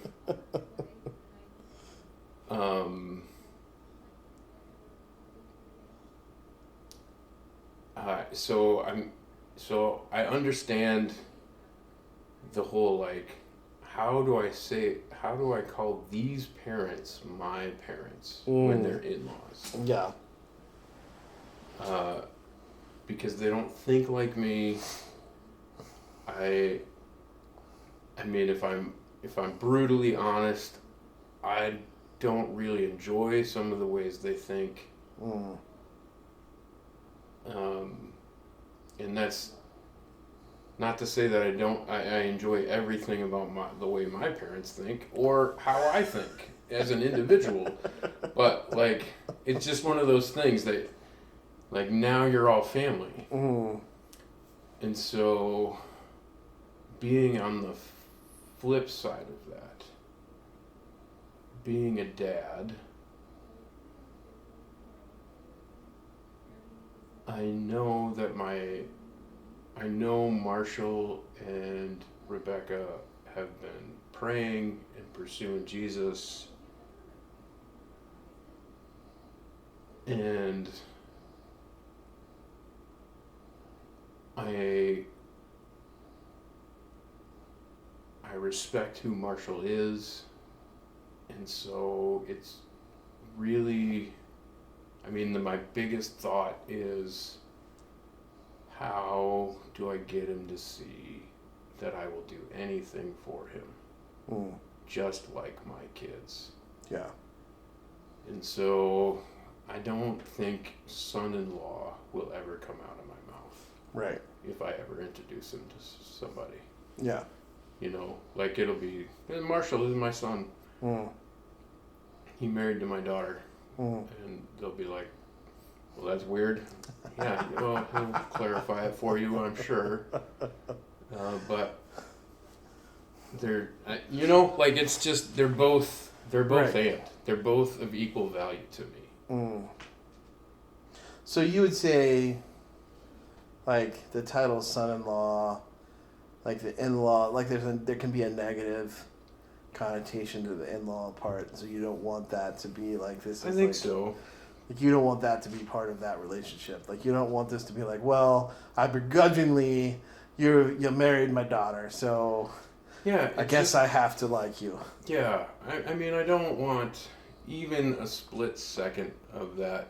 Mm. You're not really part of this family. Mm. I mean, you know, like I don't even want a split second of the. Mm. If it had better connotations, I'd probably embrace it more. Right. But because it has that whole like, those are my in-laws, This is my bonus son. which I understand. Yeah, I mean, like, if it had better connotations, I'd probably embrace it more. Yeah. Like, if it was more like, this is my adopted son. Yeah. Like, this is Hmm. one that I chose. Yeah. Not that I chose Marshall, but, you know, Well. like, if it had that kind of, this is one that I accept. This is one, I mean, Yeah. and I get it. Maybe I'm just too loose. Maybe being a camp guy, I've called a few of my kids, or a few of the people that have come to camp, or Yeah. friends of my daughters. I call them daughters. Oh. I mean, I've had a intern or people at camp, summer staff that I've connected to that I just call family, Mm. and so, Yeah. and they're not family at all, Right. but it's just that whole like, Well, I mean, you are family now. that was like one of the things that we adopted, like we leaned into. I think, especially us, our families. Like when we first moved, you know, we were your downstairs neighbor / family. Your kids walk through our doors, knocking or not. You know, when we gather, it is family. We're not standing on. So it's such an interesting. So what you're saying is so different for me, because like I really, I mean it's just such a different way to do things, because the first and only time that my family and Callie's family parents got together, besides the wedding, and the rehearsal dinner, the 3 times they got together. The first time they got together, like Callie's dad was just like, "Well, I'm against this," and so my parents were like, "Well, okay, thanks, I guess, and we'll talk to you never again," which is. I mean, it's just such a separate thing, and that's not unusual. You have some different things, like you of course, with you and Amber being high school connected kind of, and your parents kind of being in the same we were in the place, same city even. I mean, like so that leads to a lot more ability to do that. Of course, by the time Callie and I were getting married, we both had lived away from the house for at least 7 years, and so we didn't have that same kind of draw. But it is like my dad. I remember having a conversation with my dad because my dad was best friends with his father-in-law, and so he was like, "I don't have any advice for you," because I'm sure there was early days for sure. Sure. There were things that I would just be like, I don't like. What do I even do with this? Like, how do I even, And he'd be like, I don't know. I'm like my mom's dad, and he would go hunting together. Like they would Right. just Yeah. that's just what they did. Although as I notice things now that I didn't notice things when I was younger, like I think my mom felt less connected to his family. His family was much bigger, my dad's family, and so there was a loss of connection there that I think that you just didn't notice as a kid. Yeah. So I think Yeah. it exists. I just it's just such a different we are. Yeah, I don't think but the truth is I don't think that Callie's dad sees any of us. He's got 3 sons-in-laws and 0 sons. Sure. Like if and he just has a different and maybe not. Maybe he would be like, that's not actually how I feel, but he Right. Yeah. it's not I don't go out of my way to Right. talk to my in-laws. Sure. And Callie doesn't go out of her way to talk to her in-law. Like I'll talk if we're talking on the phone, she'll maybe jump on speakerphone or whatever. But it's not Right. like a relationship thing. And so that's I Well, am and genuinely that's- interested or excited is what I should say to see because Marshall and Rebecca being so close, you have opportunity to Yeah. continue to develop a relationship that you might not because we moved away. I mean, we were in Yeah. Abilene and then we were in Illinois, and we were still the closest daughter for a while, but Sure. but we were out so we didn't have a lot of that. It's just we'll see you on the holidays. Yeah. Yeah, and they'll still come. I mean, we'll see them every Sunday Yeah, because I don't see either of us moving churches. right. I mean, they're just 8 miles from us, the next town up. So Right.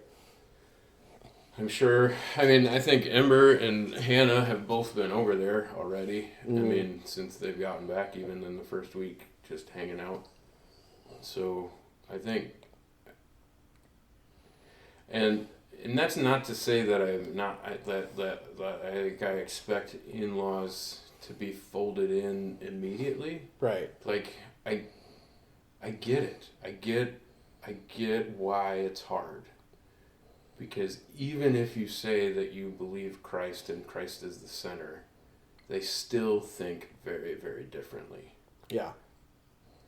And arguably, what I'm noticing, the older I get, the more I notice the negative side, the parts, the more, it's like that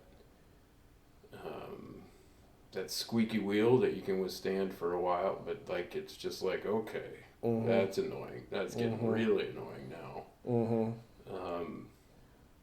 And then you start seeing it in your wife too, which is awesome.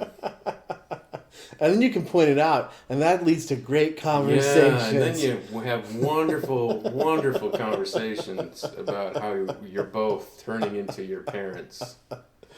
And it's so wonderful. And then you turn around and your kids are the worst blend of you. And it's just a wonderful road to walk down. But then, yeah, whatever. Anyway, that's the negative stuff. Yeah.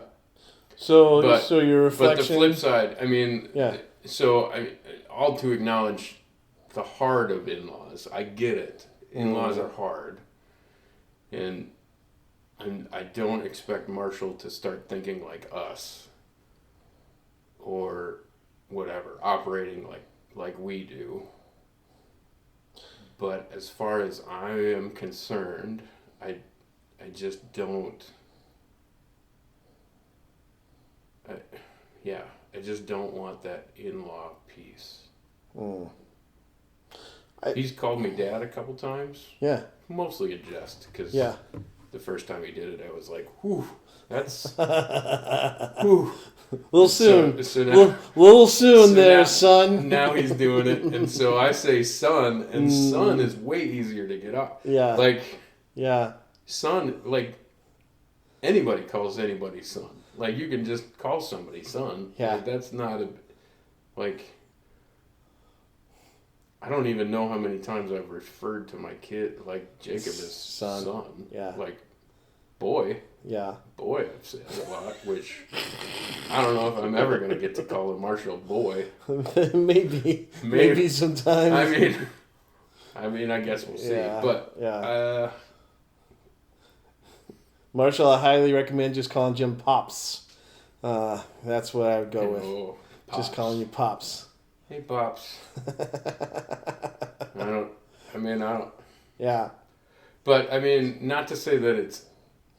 Yeah, it's not irritating. It just. Yeah, I don't. There's two things. It's a heaviness because I think it's a realization of like family, and I think like for me what I think about is, and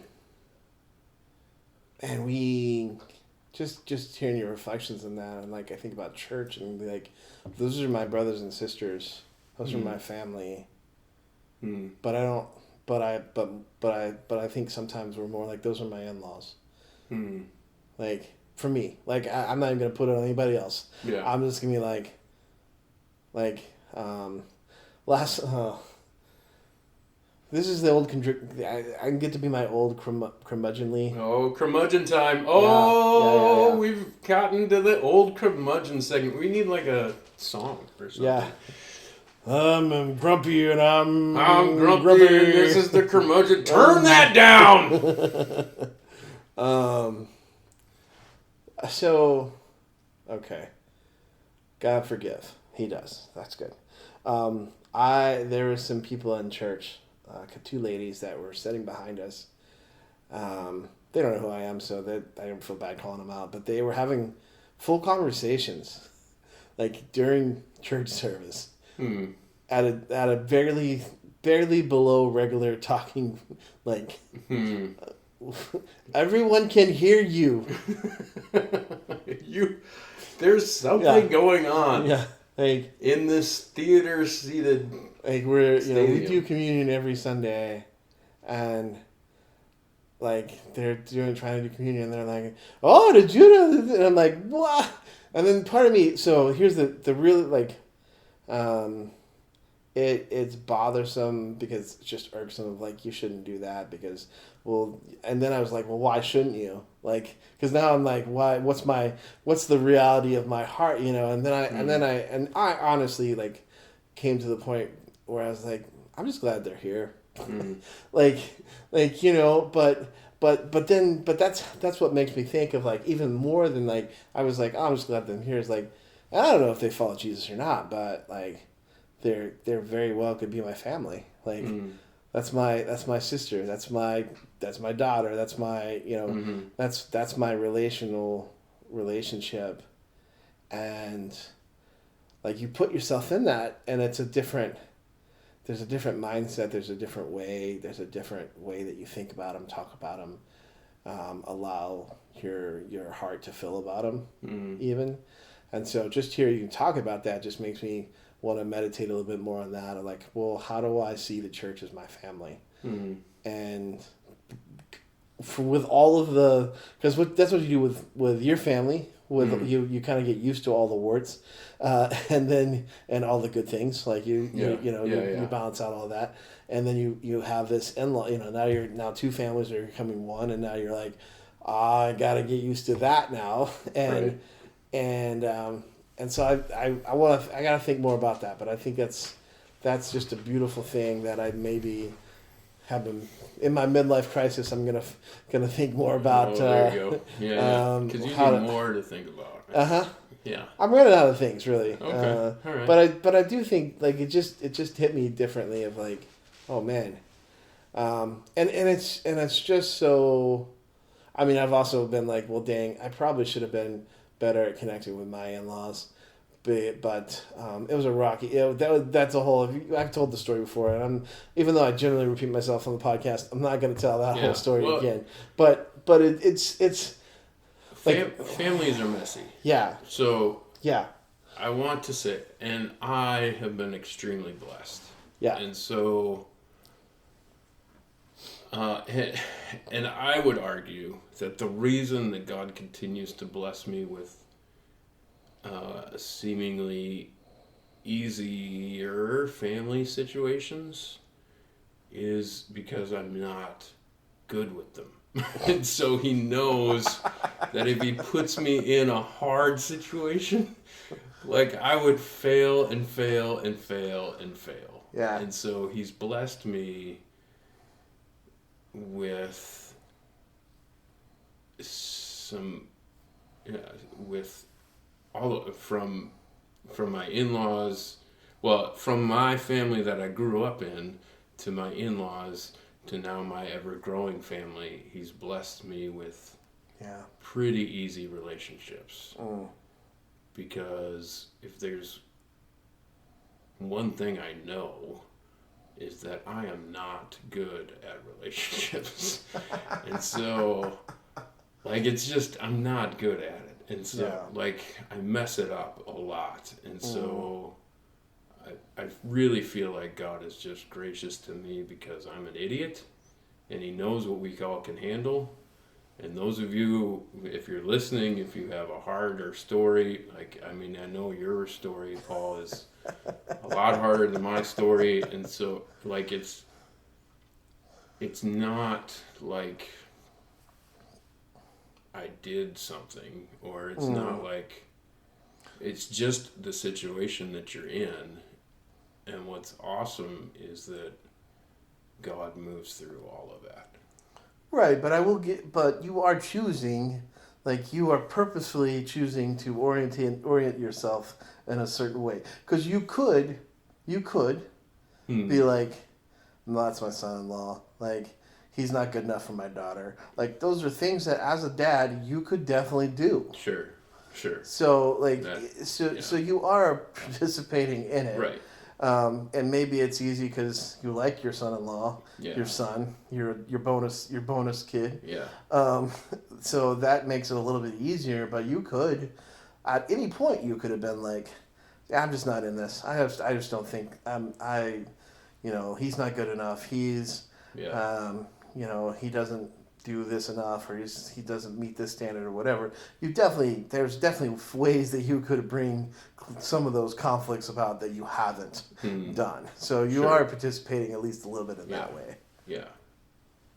Well, life requires participation, but and I guess. And knowing Marshall, he does make it easier. I mean, and that's all I'm saying. It's just I've been blessed with really easy relationships because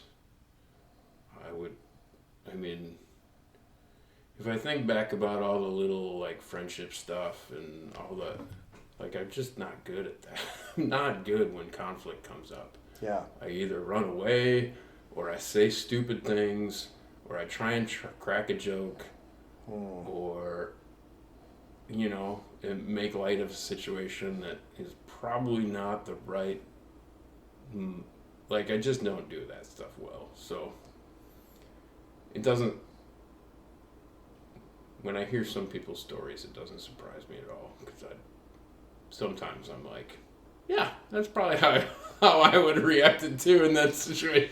Like, because that's an impossible situation. Like, how are you going to react? I would probably have done the same thing. I mean, I don't think I'd punch somebody in the face, but I'd definitely crack an inappropriate joke, or, like, say something that... laugh at the wrong time. It's just going to be the wrong moment. Mm-hmm. Okay. Man, I do have... All right. Well, we can't do an episode without Would You Rather. Oh, Would You Rather. Coming back. And this is a Thanksgiving themed. Yeah. Would You Rather. Here you go. eat turkey every day for the rest of your life. How much turkey? It doesn't say. So Okay. I don't. At least a Forkful. a little bit more. I'm gonna say like palm, at least the size of your hand. A slice of turkey. Yeah, size of your hand. Like you're sizable. You can not just a little bite. Like, oh, I did my turkey. So eat turkey every day of the rest of your life, or never have potatoes again. I'm actually not. Oh, any potatoes. Dang it.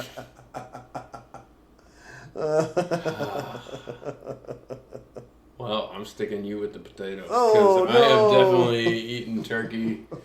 Because French fries and potato chips are way too hard to give up. Yeah. I initially was thinking, well, I don't even really like. I mean, mashed potatoes I can pass on. Baked potatoes I can pass on. Yeah. Scallop potatoes I can even pass on. But when you start doing fries Chips, and chips, hash browns. hash browns are good. Yeah. All right. I have chips like almost every night. There's no defense for this. Yeah, it's gonna be turkey. But would Yeah. you do turkey too? I mean, you would fight me for the turkey. It would be first one through the door, turkey door. Yeah, I don't want to give up potatoes. Yeah. I don't want to give up potatoes. But I mean, I guess the silver lining that I'll just go for is be like, well, yeah, but I mean, it's gotta, like, you're gonna get tired of turkey, like having to eat that every day. I don't think you would.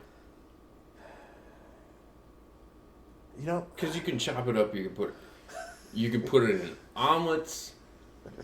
It didn't say how much you have to eat. You just have to eat some. Yeah. All right. You can go sandwiches. Yeah, you can go omelets. Yeah. Like I said, my wife did turkey tacos for. You're about to bubba me here. Yeah. Ball shrimp. You got Fried smoked, shrimp. You got smoked turkey. You got fried turkey. You got chicken fried turkey. You got shredded turkey. Turkey with greens. You got I'm not very good at accent. turkey and the green beans. About the only accent I can do is the guy from Sling Blade. Okay. Yeah. Which I've never seen, and I don't think you can find the movie. It's out there. It's out there. I think you have to find somebody that owns it. I really don't think it's streaming anywhere. I think you can find it. You can rent it from Prime, because I think you rent most movies from Prime now. Oh yeah. Yeah, like $3. Remember Redbox? Remember how that was a thing for like 5 years? I think IGA still has a Redbox. Who even still has a DVD We player? do. Yeah. I just watched one last night. Yeah, there you go. It was a Mormon missionary movie, everybody. My wife wanted a nice, lovey, no death kind of movie. And guess what? A kid dies, and somebody chops his foot off, basically, and dies. So still death. Yeah, but and Mormon. So the entire time you're thinking, well, okay, I guess. Here you go. Here we go. Dressed like a pilgrim or a turkey. I'm gonna choose turkey because I already have a turkey costume. Oh, dang it! I've worn that. And you turkey have also costume. worn that.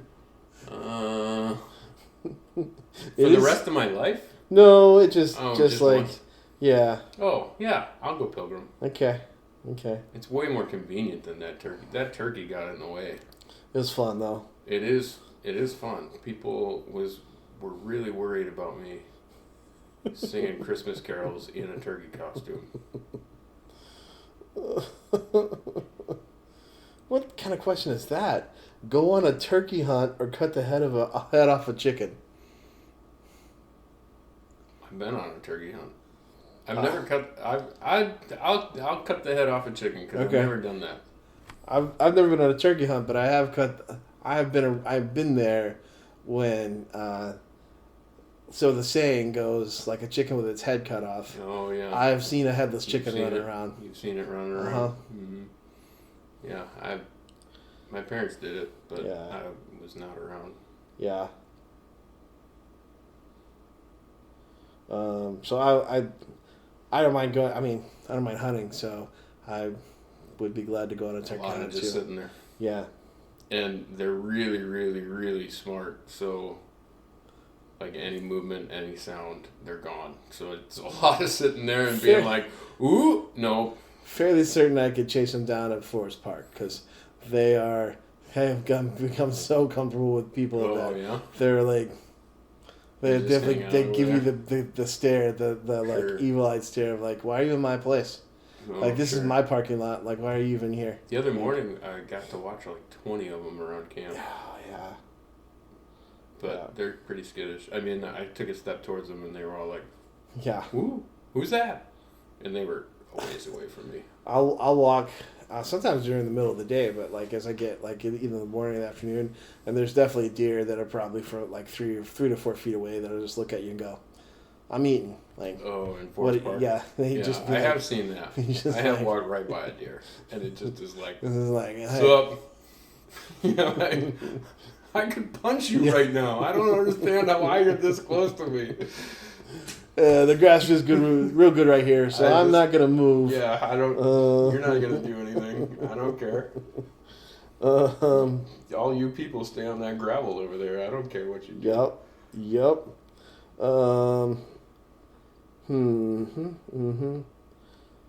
Would you rather do a turkey trot or do a polar bear plunge? Turkey trot. Yeah.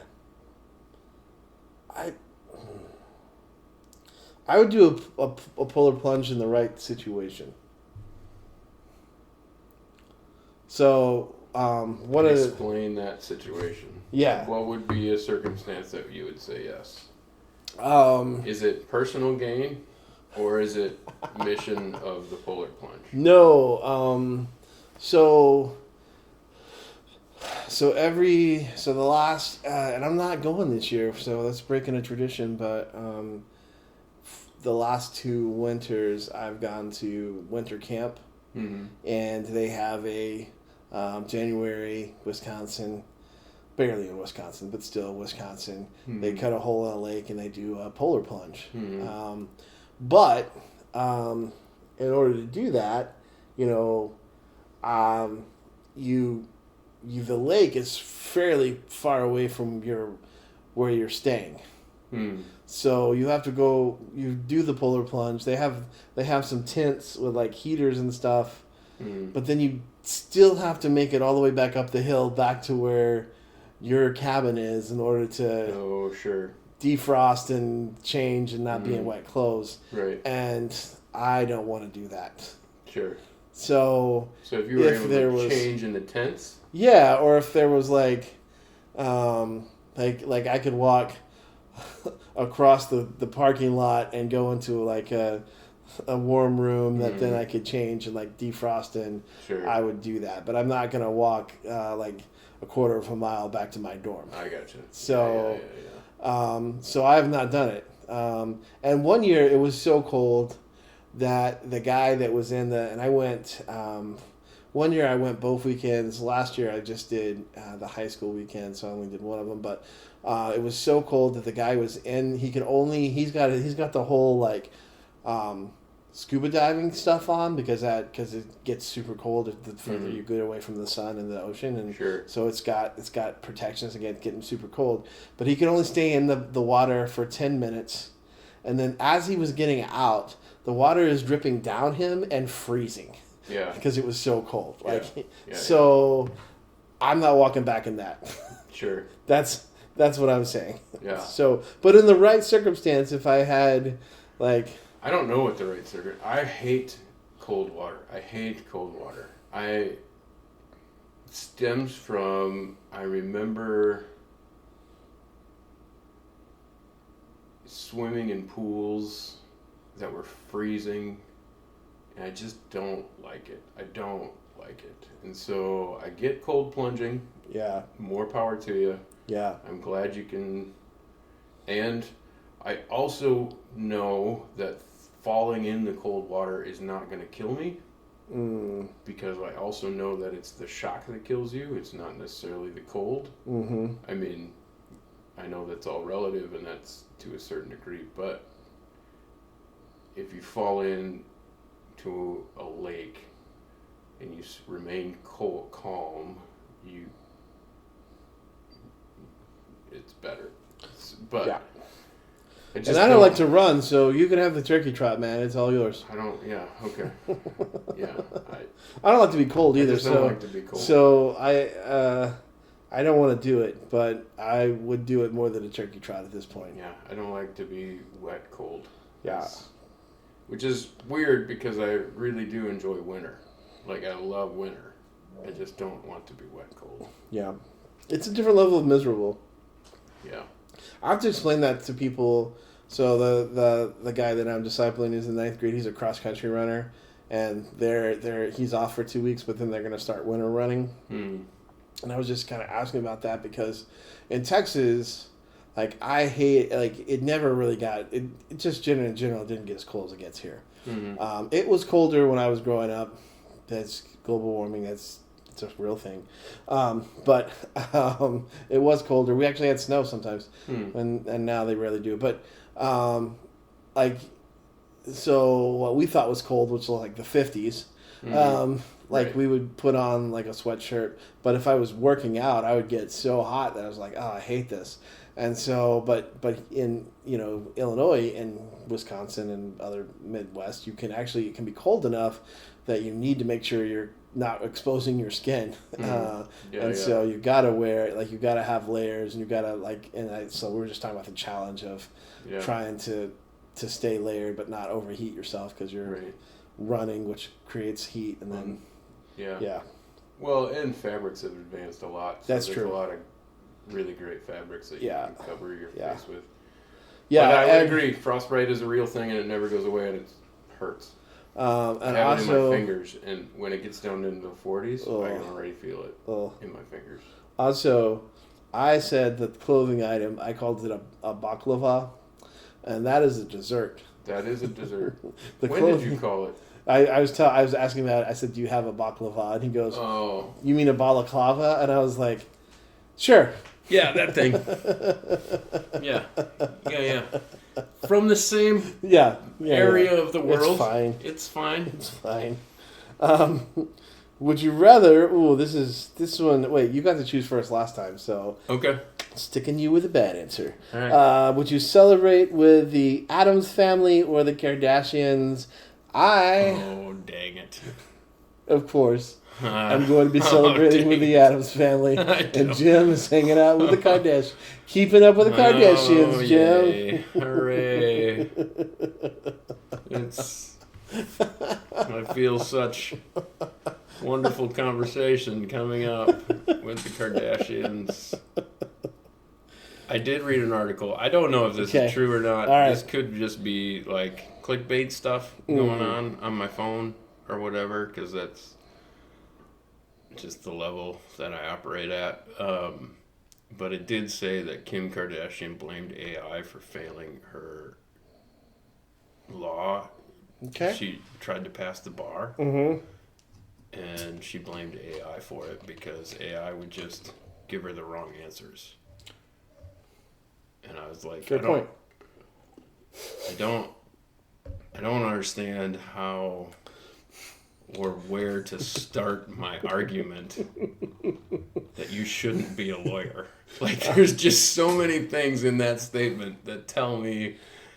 Well, neither does she. That's why she shouldn't be a lawyer. Be a lawyer. She doesn't know where how to start an argument either. I don't know.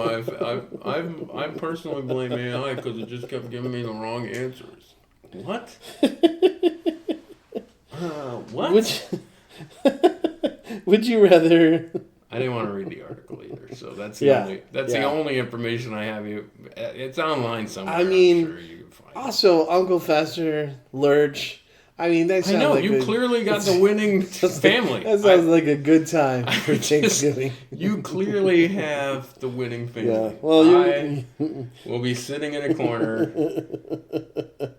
asking everybody to wear a little bit more clothes. It will still probably be entertaining. It will still, like, if you're just watching, if you're just, Yeah. like, it will be entertaining. At a distance, Yeah. I'll be like, Yeah. mm. Well, here you go. You can choose the better one on this one. It's your turn. Do you think they wear like no clothes at home? Or are they normal people at home? Or are they so deep in fashion that like even hanging out at the house, they're like, I gotta wear my whatever. I am going to say that they're closer to being human, and they would just wear their normal clothes. Okay. Well then I think I could actually have fun there. But I could be wrong. If it's some high level of like we always have to be conscious of Yeah.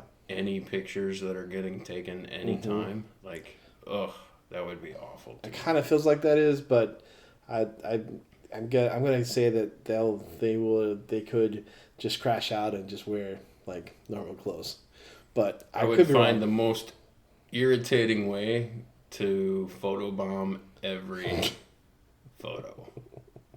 I would find what's most irritating to them and just kind of keep doing that. And they'd be like, "You can leave now." I'd be like, "Thank you. That's what I'm working for."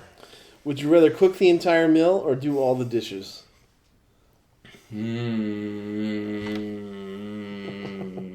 Cook the entire meal.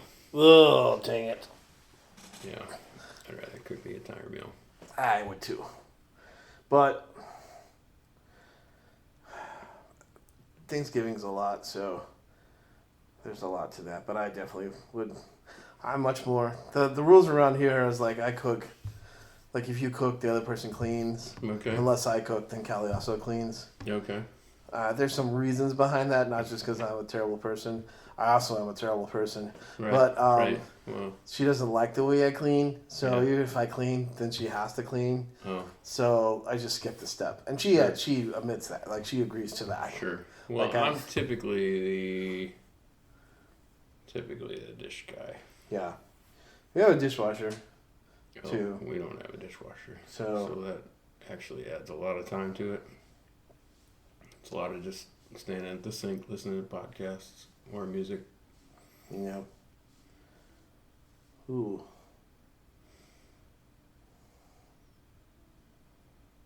Would you rather, at your family Thanksgiving meal, okay, in the background, yes, the music that is playing is 50s swing okay. I'm here for this. or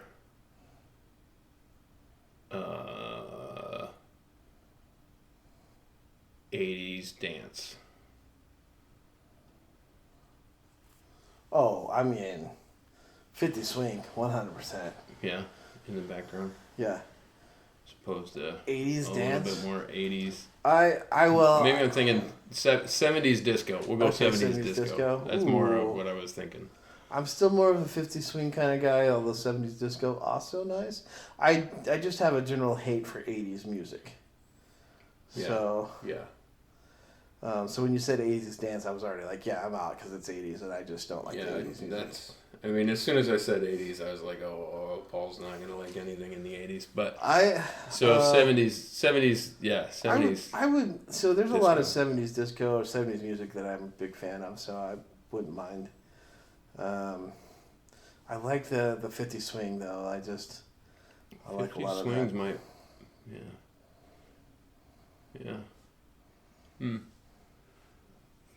Would I you could rather? do both. I could do both. Okay. Would you I'd rather be okay with 70s. have a hitchhiker join your family for Thanksgiving, or eat Thanksgiving dinner where you don't know anyone else?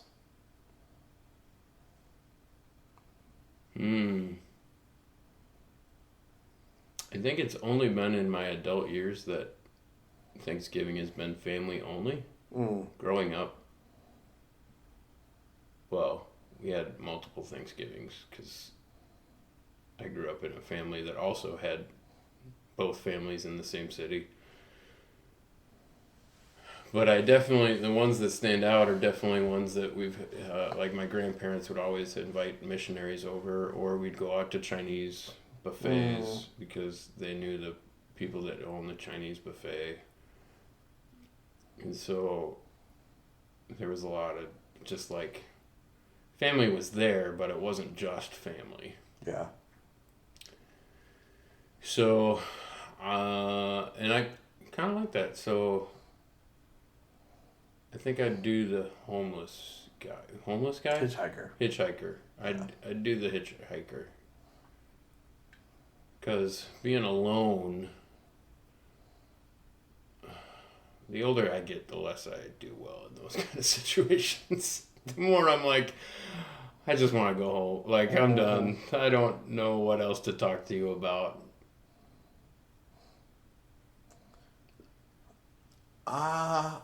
Yeah. I actually... Maybe if I had enough prep, I could be okay with... Like, if it was like... I was fully expecting Thanksgiving, and just the only people that showed up I didn't know. Yeah. That would be a harder situation than if I was like, well, for whatever reason, I'm in Texas and I don't know anybody, so here we go. We're going to Thanksgiving. Like, I could deal with that. Like, if I was traveling or if I was in a space. Yeah, I think the harder part for me would be like, I would maybe if we flip the question a little bit, I think the harder part would be to be the hitchhiker. Because I think if I was at the dinner and I didn't know anybody else, but also everybody else didn't know anybody else, so like if we're all strangers, like I'd be like, okay, we're all strangers. Oh, it's okay. Yeah, so I missed that subtlety. I don't know if that's what it meant. I don't know if that's what it meant. Nobody knows anybody. Let me go back. Or eat Thanksgiving dinner where you don't know anyone else. So I guess I just so it's either you're the hitchhiker or you're inviting the hitchhiker. And I think the difficulty of like being somewhere where everybody else already has a history and knows each other, like it is, like it's uncomfortable to not be like with the inside jokes and to not know like who to take serious and who to like just ignore and when they say the things and that, and so yeah, I guess it would be hard to be that, like I think you'd feel to not know the traditions, to not know the history. That would be pretty hard, I think. If it was like nobody else knows anybody, then I'd be like, all right, we all don't know each other, and so let's all make new friends. Oh, that's really interesting because I think I would have way more fun being the hitchhiker. Yeah. Than being in a room of not anybody knowing anybody. Like that to me is too close to what I do. I mean, like, that just seems like, okay, well, here we go. We're using a bunch of my team building. We're using a bunch of the skills that I use for work. And that's the level that I get to know these people at. Yeah. Where if I'm a hitchhiker, I get to mess up those traditions. I mean, not like on purpose, but like... You're an interruption. I'm the guy that like... Yeah. Oh, we're raising our glasses now. Right. Oh, we're doing this now. Oh, we're doing that now. Like... And that is more fun to me. Yeah. I mean, it could cause problems, but I think the flip side of that is I get to see a family. I get to be a part of a different way of celebrating, and I like that. Where the room of not knowing anybody, I know where that goes. Like, I know the level of where we're going to get to. But I also think that's because of your family and the uniqueness that you guys have, which is that you would, like, everybody's already family. Like, you're Olive Garden, right? Like, Sure. they're here, your family. Yeah, yeah. So, which is that's an Olive Garden slogan. Don't come at me. And I think that, like, the awkwardness of, like, for me, I think it would be awkward, and because it's like, oh, we want to include you, and now they have to make special efforts to include you. Whereas if it was just the family, they wouldn't have to do that, and so then they would be like, oh, they would notice that they're not including you, and they'd be like, oh, I'm so sorry. Like, well, like, I think, like, there is. It's different. I think there's the other side of that, which I think it can be fun, but I think it could feel awkward with that. Yeah. I just always feel awkward, so it works. It's my trick. You always are awkward. I'm like the Hulk. I'm always angry. It's my secret. Awkward. I'm always awkward. I'm always awkward. All right, last one, because you're going to turn into a pumpkin this late at night. That is true. Well, actually, I got to go see the Porcelain Bank of America. Okay. Well, before you do that, let's finish our podcast. All right. This one I don't understand quite well enough to be able to. We'll talk about it. Replace your Thanksgiving dinner with Super Bowl appetizers, yum, or with Christmas breakfast food, which is a lot of the same Christmas thing. breakfast food? I know. Is there a? What the heck is Christmas breakfast? I don't know. Food? That's why I said, like, I feel like I would bring pig in a blanket. So one of the things there are two things that I think of when I think of Christmas breakfast food. One is pigs in a blanket. Okay.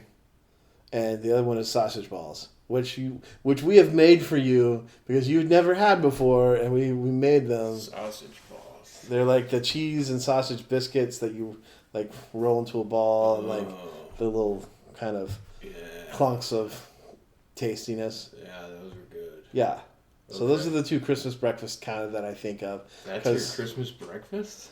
Yeah, well, so for me and my family, very different than Callie's. Callie's, like, they would actually travel and, like, stay the night somewhere. We would always get up and go on Christmas Day. We would drive to either my grandparents' house or an aunt and uncle, which was generally between an hour to 2 hours away.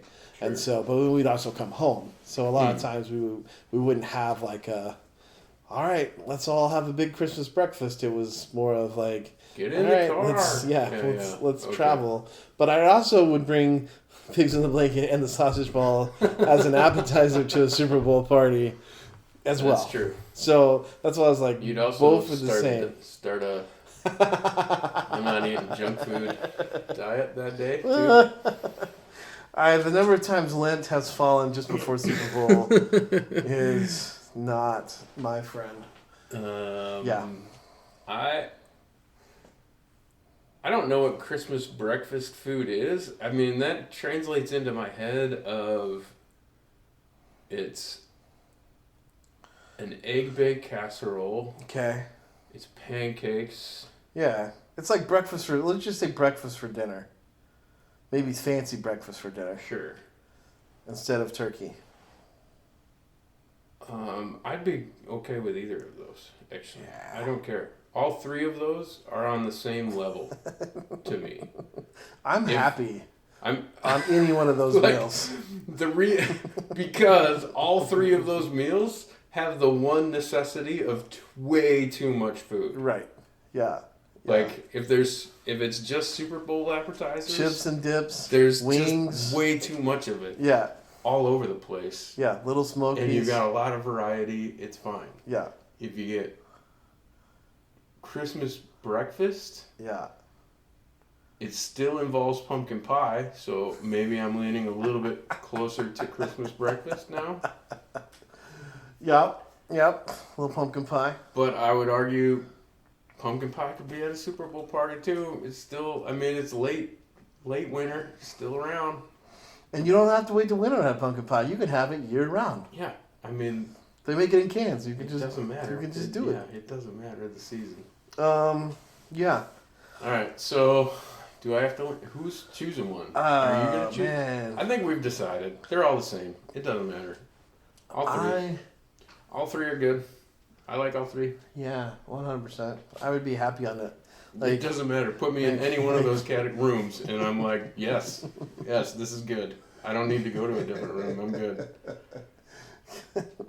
What if we could have all three together? That would be like the. What if? Okay, so it's a traditional Thanksgiving. Okay, it's a 3-course meal with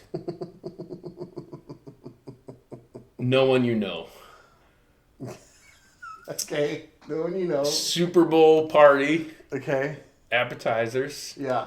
That is going to be your family. Okay. Okay. Christmas breakfast. All of your in-laws and distant relatives. Oh, man. And when I say your family, it's not just you and Callie. Right. It's got to be a little bit more extended than that. Yeah, okay. Ooh. Man, that's hard. Yeah. Well, I actually like my extended family more than in a lot of ways than like some very close in-laws. So,